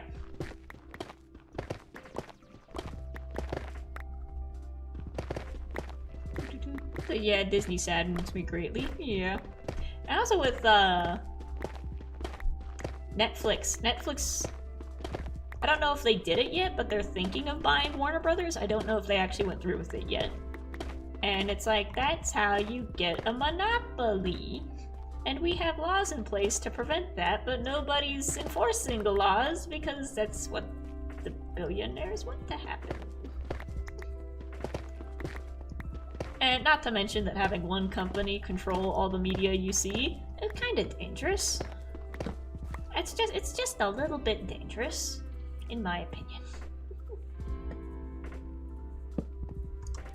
But I will say that Netflix has a little bit of my good graces towards them because they did kind of rescue Sesame Street and a lot of PBS shows. Because, you know, once the public funding got taken away, they're like, oh, we might not have the money to put these on the air. And Netflix kind of opened the door and was like, we'll take the shows, we'll air your shows so you can still, you know, so people can still watch them, even if, you know, you lose your funding. We'll still show them.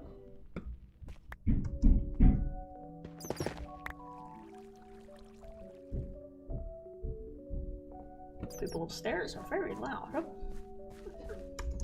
So they're a little bit in my good graces for that, for taking the PBS shows. But obviously, of course, there's money in PBS, because you know, millions of kids watch it every day. And they seem a little bit more likely to not get rid of animation, like Warner Brothers is trying to do. Because Warner Brothers has just straight up deleted from their archives thousands of cartoons, like whole shows are just gone overnight because they're like, animation doesn't sell. And they lost like 30 million when they did that. So, but they didn't learn their lesson, and Warner Brothers is actively trying to like get rid of its animation department. You know, the people behind Looney Tunes. Yeah, they're trying to get rid of their animation department. And Netflix has a growing animation department, so even though studios buying other studios is bad, maybe Netflix will put a little bit more effort back into the animation that Warner Brothers was known for. So fingers crossed, if there's a silver lining, it can be for that. But still, neither of them should have done that in the first place. But what do I know? I'm just a YouTuber. Just a YouTuber, an animator, retail worker, what do I know? But anyways, let's see, it's 6:30. Gotta go to work soon. Anthony says, the animation purges disappoint me so much that I reach the end of my vocabulary and charisma score, and I am incapable of putting into words my proper feelings. I know the feeling exactly. Like, it's just a lot of pointing at it and going, that's wrong, and having someone go, why? And you're like, I shouldn't have to explain why that was wrong. But it was. And it's like, oh, well, if you can't articulate it, then how bad can it be? Pretty bad. Pretty bad! That's why I still buy DVDs. First of all, so you don't have to pay for a subscription service just to watch one show. I'm not paying HBO or... Which one is it? Hulu. I'm not giving Hulu my money just because I want to watch Sailor Moon. I'm gonna find a Sailor Moon DVD collection, and I'm gonna watch it. Ooh, look at that.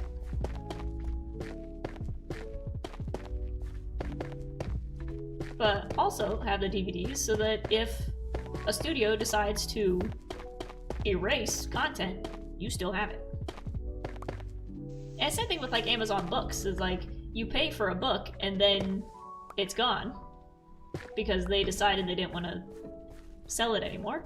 And it's like, that is a product that you paid for, that you own. But no, you don't own it, you own the license to view it. And they have the right to take that away from you whenever they please. Which is pretty wrong. So that's why physical copies of things and renting stuff out at your library are gonna be the better options in any scenario. You can rent audiobooks. You can go on their websites and play audiobooks. You can rent movies, you can rent video games. Go to your library. Fight capital. Fight the forces that be. Go to your library. Get a library card.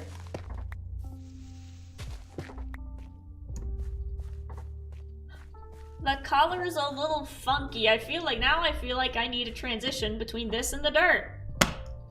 But it's good going this way, because it kind of looks like dried mud. Mud! I need mud! I need some mud. Maybe if we keep a little bit of grass inside. Oh, let's see, that's my horse stuff.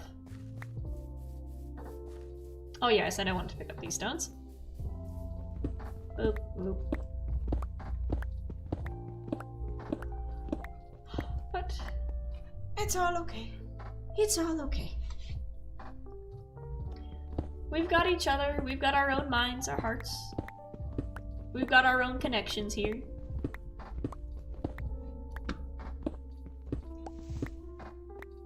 even though YouTube is, you know, by no means perfect, I appreciate that they have, you know, movies and cartoons to rent.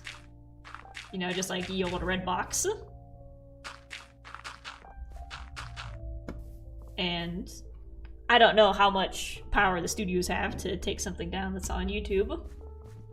So I appreciate YouTube kind of being like an archive for videos. If it, like, if you can format it in a way that the copyright doesn't see you, you can upload like cartoons and stuff and preserve them here. But even still, it's not trustworthy. Just get an actual DVD and save things. Go to your library and rent it. Maybe you could have patches of grass in the dirt, dithering out and then getting fuller towards the main area. That's what I'm trying, but I realized that since this is a mix of coarse dirt and actual dirt, if a piece of grass is touching a piece of dirt, it's gonna spread. So now I'm just trying to scoot the coarse dirt forward so that the grass can't grow on it. And then put this out here.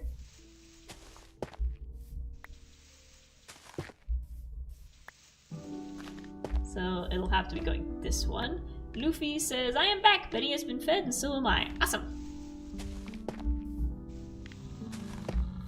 Hello, Camel.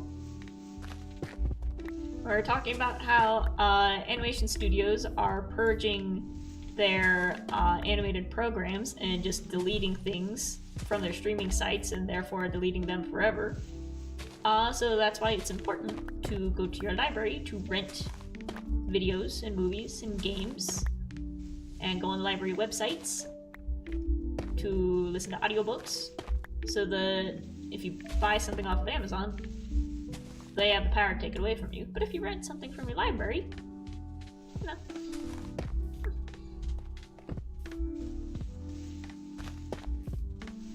I'd love to work in a library, but you need a degree for that. Like, honestly, so many people have said to me, like, oh, you'd work perfectly in a library, and then I discovered that, like, you need, like, an actual, like, linguistics degree. Not a linguistics degree, but there's, like, a specific field of library sciences, and you have to have, like, several years of study in the field of library sciences to even be behind the counter to check out books. It's like, I didn't realize it was that complicated. I would love to be the person to stand behind the counter and just beep beep, check the book out.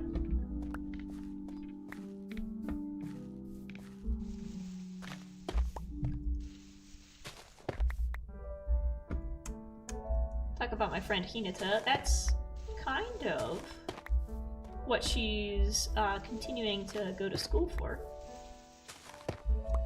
And I'm very proud of her for that, for joining the ranks of the librarians. I still remember in my hometown, everybody who grew up in town, everybody who had kids in town, knows our local librarian, and she probably single-handedly helped to teach the entire town how to read, generation after generation. So it's gonna be like a statewide, a county-wide thing when she retires. Because like everybody grew up with her teaching them how to read.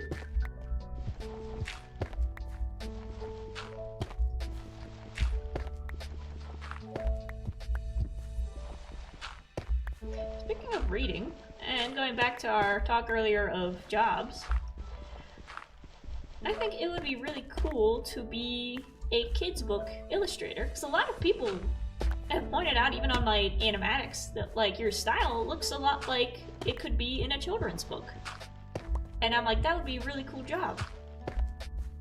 I have no idea how you even begin to market yourself as an illustrator. Like, who do I contact and say, hey, I'd like to be an illustrator for books?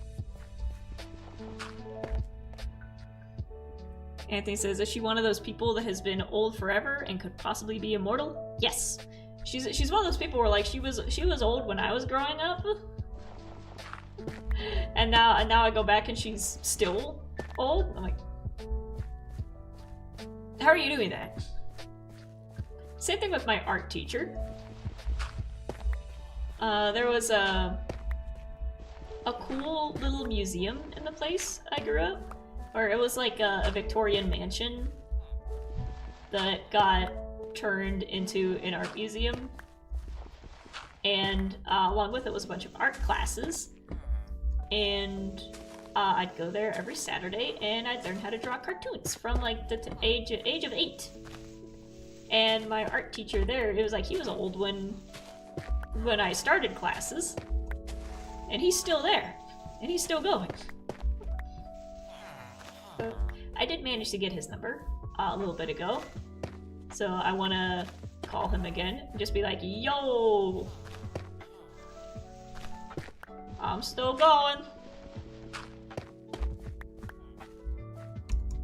The little kid who you taught how to draw at 8 years old is still drawing. Just a little bit slower. Boop. And I'm just gonna kind of scatter this throughout here. I think having it scattered looks better than having it in the clumps. Because it's kind of like a little patch of dried dirt. Oh yeah, you see what I mean? Where the entire underneath is hollow. So if a creeper comes along, I'm gonna have to do a little bit of work. Ooh, and I've got some dirt. I can finally fill in this patch that I forgot over here. I believe this is roped off with coarse dirt, so I can just fill this in. And I'm gonna need to come in with some acacia logs to fix these.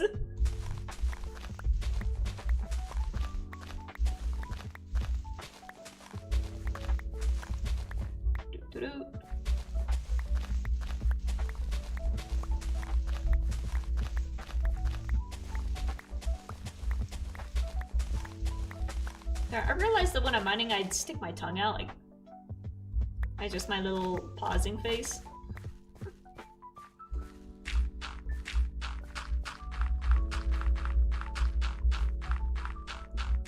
We're gonna finish this up.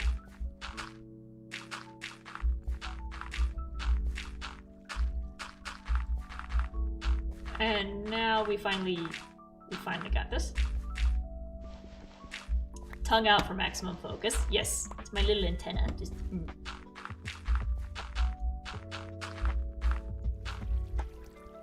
Boop. There we go. And then this is gonna need work over here with some dithering, so that it's not just flat, but it is hollow.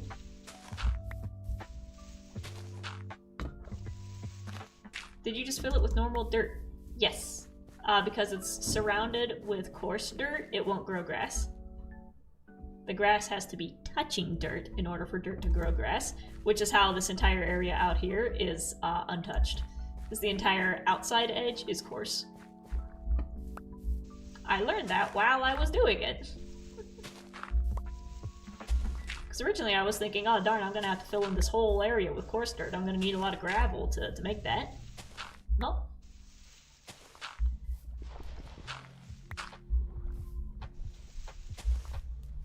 Why this one that I'm filling in right here is coarse dirt as well. And then over here it turns to the yellowish color, so we don't need as much to help.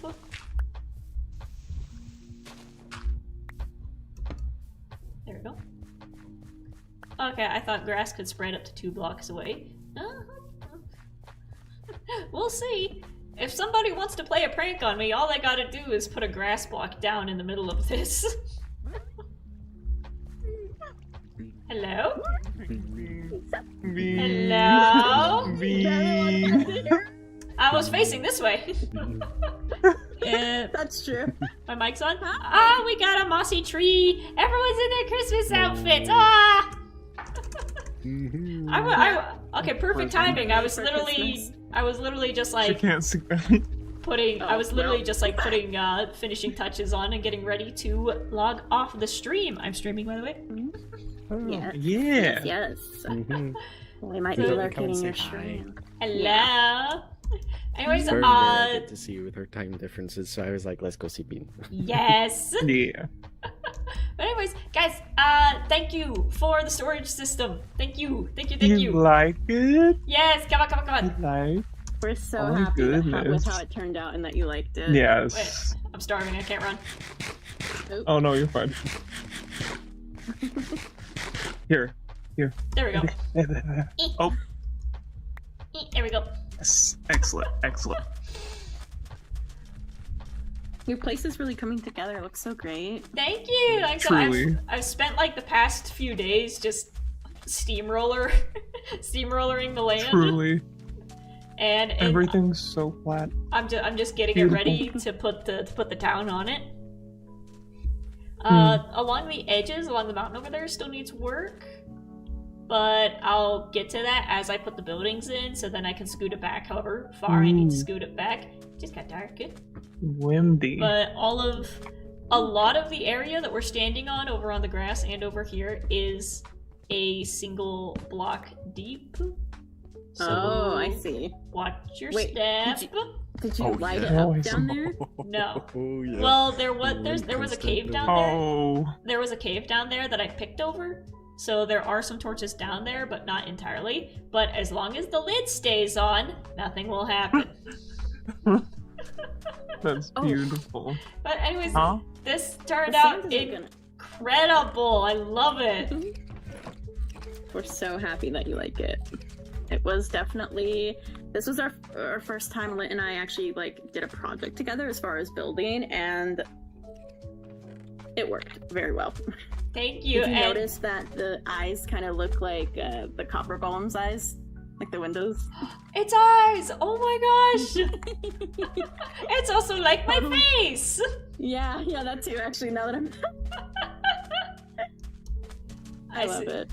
And also, I did so in the last episode I recorded, so the one that went up today, not that one, but the one that's going to be coming out next. Mm-hmm. I filmed my reaction to it.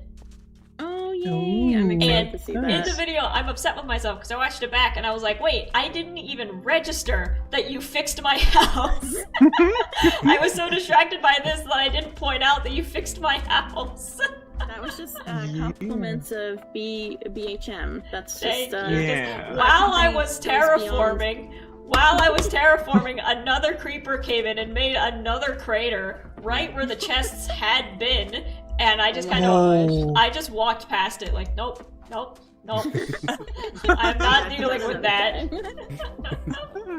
But thank you so much. I feel like what's the show where they like renovate the house and then the bus pulls away and they see the new one? America's Home Renovation? Family Yeah. Home Renovations or something? Yeah. That sounds about right. I love that. But that's how I felt looking at it. But this is incredible, and it matches the aesthetic while being better. So I can take my notes on it of how to build and possibly how to decorate the rest of the town. That's like, beautiful. the whole- Gosh. Honestly, I I know, did. Floral did such a good job because I did the organizing stuff, but while I was organizing everything, Floral was building the structure itself around the storage system. So Floral did an Cool. amazing job. You helped too, don't you? I helped, but Yeah. like, I was just bragging You about could- how this is our first like real build together, and like how we were so Yeah. in sync with it. It was.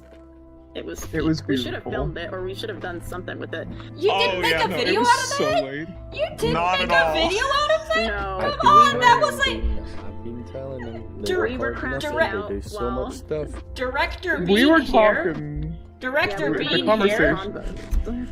You Yeah. could have had 2 weeks worth of episodes out of this. Come on, guys, come on! 2 weeks, really? Yeah, you could have 2 gotten 2 weeks. episodes out of it. It could have been part of one episode, part of another episode, starting one, ending the other. Oh, Yeah. Bean, one thing You I guys did want to want be to point YouTubers out. or not? You teach me how to build, I'll teach you how to film. You gotta Oh my God. record I wanted- everything you do. I'm But just so thank bad you with so that. much. Oh, of course. Alright. If you do need extra storage, you can also expand. This is a stair back here, so you can put an extra layer up here of. I was gonna say, I think I might need more, but then I remember that the town itself is going to be the complete storage system. This is just construction for the town, because I'll be putting the chests in the buildings. But in the meantime, I'll probably move the chest that's in my house out here, because I do still have a junk drawer chest where I just kind of threw everything in there to stop to sort out later. Is this a recent? Oh, this is a recent development. Okay. Yeah, this is from the terraforming. This is all from the terraforming, and I didn't want to sort it out, and the single chest in there for the golems is too small, so I did just throw everything back here and walk away. And it's like, I will move everything for you right now. I will move it over to the golems when I have the time. I think they're kind of stuck right now. I'm not really sure how they work, but one of them's holding dirt and he's been holding it for like 2 days. Well, it could be if he doesn't know where it goes, like if it doesn't have a set place. Because a lot of the dirt over here is... Oh, there's just a lot of dirt. Never mind. Yeah. Because there's a couple of shelters. And you're putting dirt in places it shouldn't be. I'm gonna loop it. They can't open it's coarse dirt. Coarse dirt. Holding coarse. My coarse dirt. Where's the dirt at, though? Let's see. The regular dirt is in the one with the cobblestone. I'm gonna need a separate or you could just open this. Shulker box. There's a separate structure just for dirt. I mean, truly. That might have to. Do business with you again. That might have to go in the boxes. I still need to pay you for this time. Hold on. We're here to collect. Yeah, that's why they drop muscles. Oh my god. Yeah. No. As you can see, I've got 12 blocks. A little bit. I've got 12 blocks so far. And once I check out my what was stores, the deal again? 16? 16 plus 5 little guys. You know, Bean, just because we appreciate you as a customer so much, and you are our initial project, I think 12 blocks would be fine. What do you guys think? 4 for each? Yeah. Yeah. Oh, beautiful. I think you mean. That's how you get continued business, y'all. Now you're thinking. Leave them with something to pay us later. There's a and reason I'll still they give call you me the hoss. I'll give you. Hoss. I realized I'll give you 6 little guys, so then you can get 2 each. Ooh, that's thank sweet. you. Thank you. Oh my gosh, thank you Oh my so goodness. much. I'm so excited for my little guys. Courtesy of Coppercore. Oh my goodness. Well, we will head out of your way. Bye, Absolutely. Stream. Hi, Stream. I forgot to even talk to Stream. Hi. I do need to head out soon. I must Yeah. eat my dinner before I head into work. Yeah. Oh. Mm. Yeah. I'll just Well, pretend I I'm hope working you at have a good Coppercore. Yes. Yeah. That's how you do it. Yeah. Exactly. The Yes. power of Excellent, imagination. Yeah. But All right. Well, bye. thank you guys so much. Thank you. Of course. Bye. Bye. Bye. Kiss, kiss. Kiss, kiss.